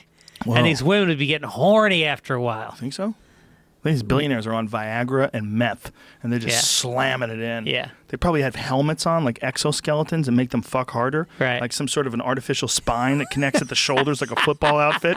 And you and you hear the hydraulics while they're just slamming in. This Viagra meth-fueled dick.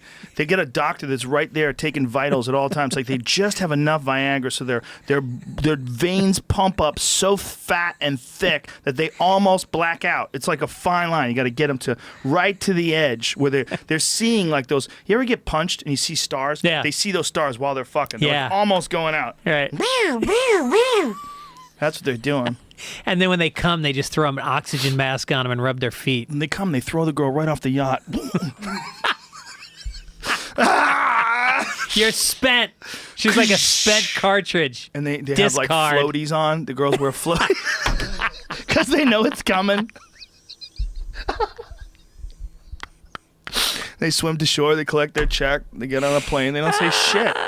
They don't say shit. Throw them in the Then all of a water. It's sudden- just a bidet. Clean out the undercarriage and send her home. All of a sudden, homegirl's got a Jaguar convertible. Where'd you get that Jaguar? Whatever.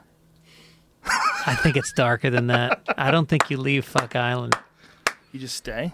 I think as the guy is fucking blasting his last dribble inside of you, you feel the cold barrel of a handgun on the back of your head. Jesus. They That's just bury you on Fuck Island? That's it. I guess if there's No certain headstone. countries, obviously, North Korea, right? That guy's killing people left and right. You can get away with killing people in certain countries, like 100%. Yeah. Like he killed his half brother. He killed Who did? Kim Jong-un. Oh yeah. He hired someone to do that, and they didn't know they were doing it. Apparently they were doing a prank. They thought they were doing a prank, and they squirted him with something. It turned out to be some neurotoxin that Yeah. fucking zapped him and killed him. But he killed some guy who was a general, and then because he thought that it was like his uncle that he thought was trying to usurp him. Yeah, I remember that. And Right. then he killed his kids too, because he didn't want his sons taking revenge. So he killed his sons. Wow, that's hard. So that's going on right now. If that's going on, someone could shoot some crazy Croatian chick on Fuck Island. Oh yeah. Someone should do a documentary on Fuck Island. Now that's allegedly, by the way, just in case the president is listening. I bet he didn't. He's an outstanding man. How do you think you met her? Perfect grooming. He met her on a J date.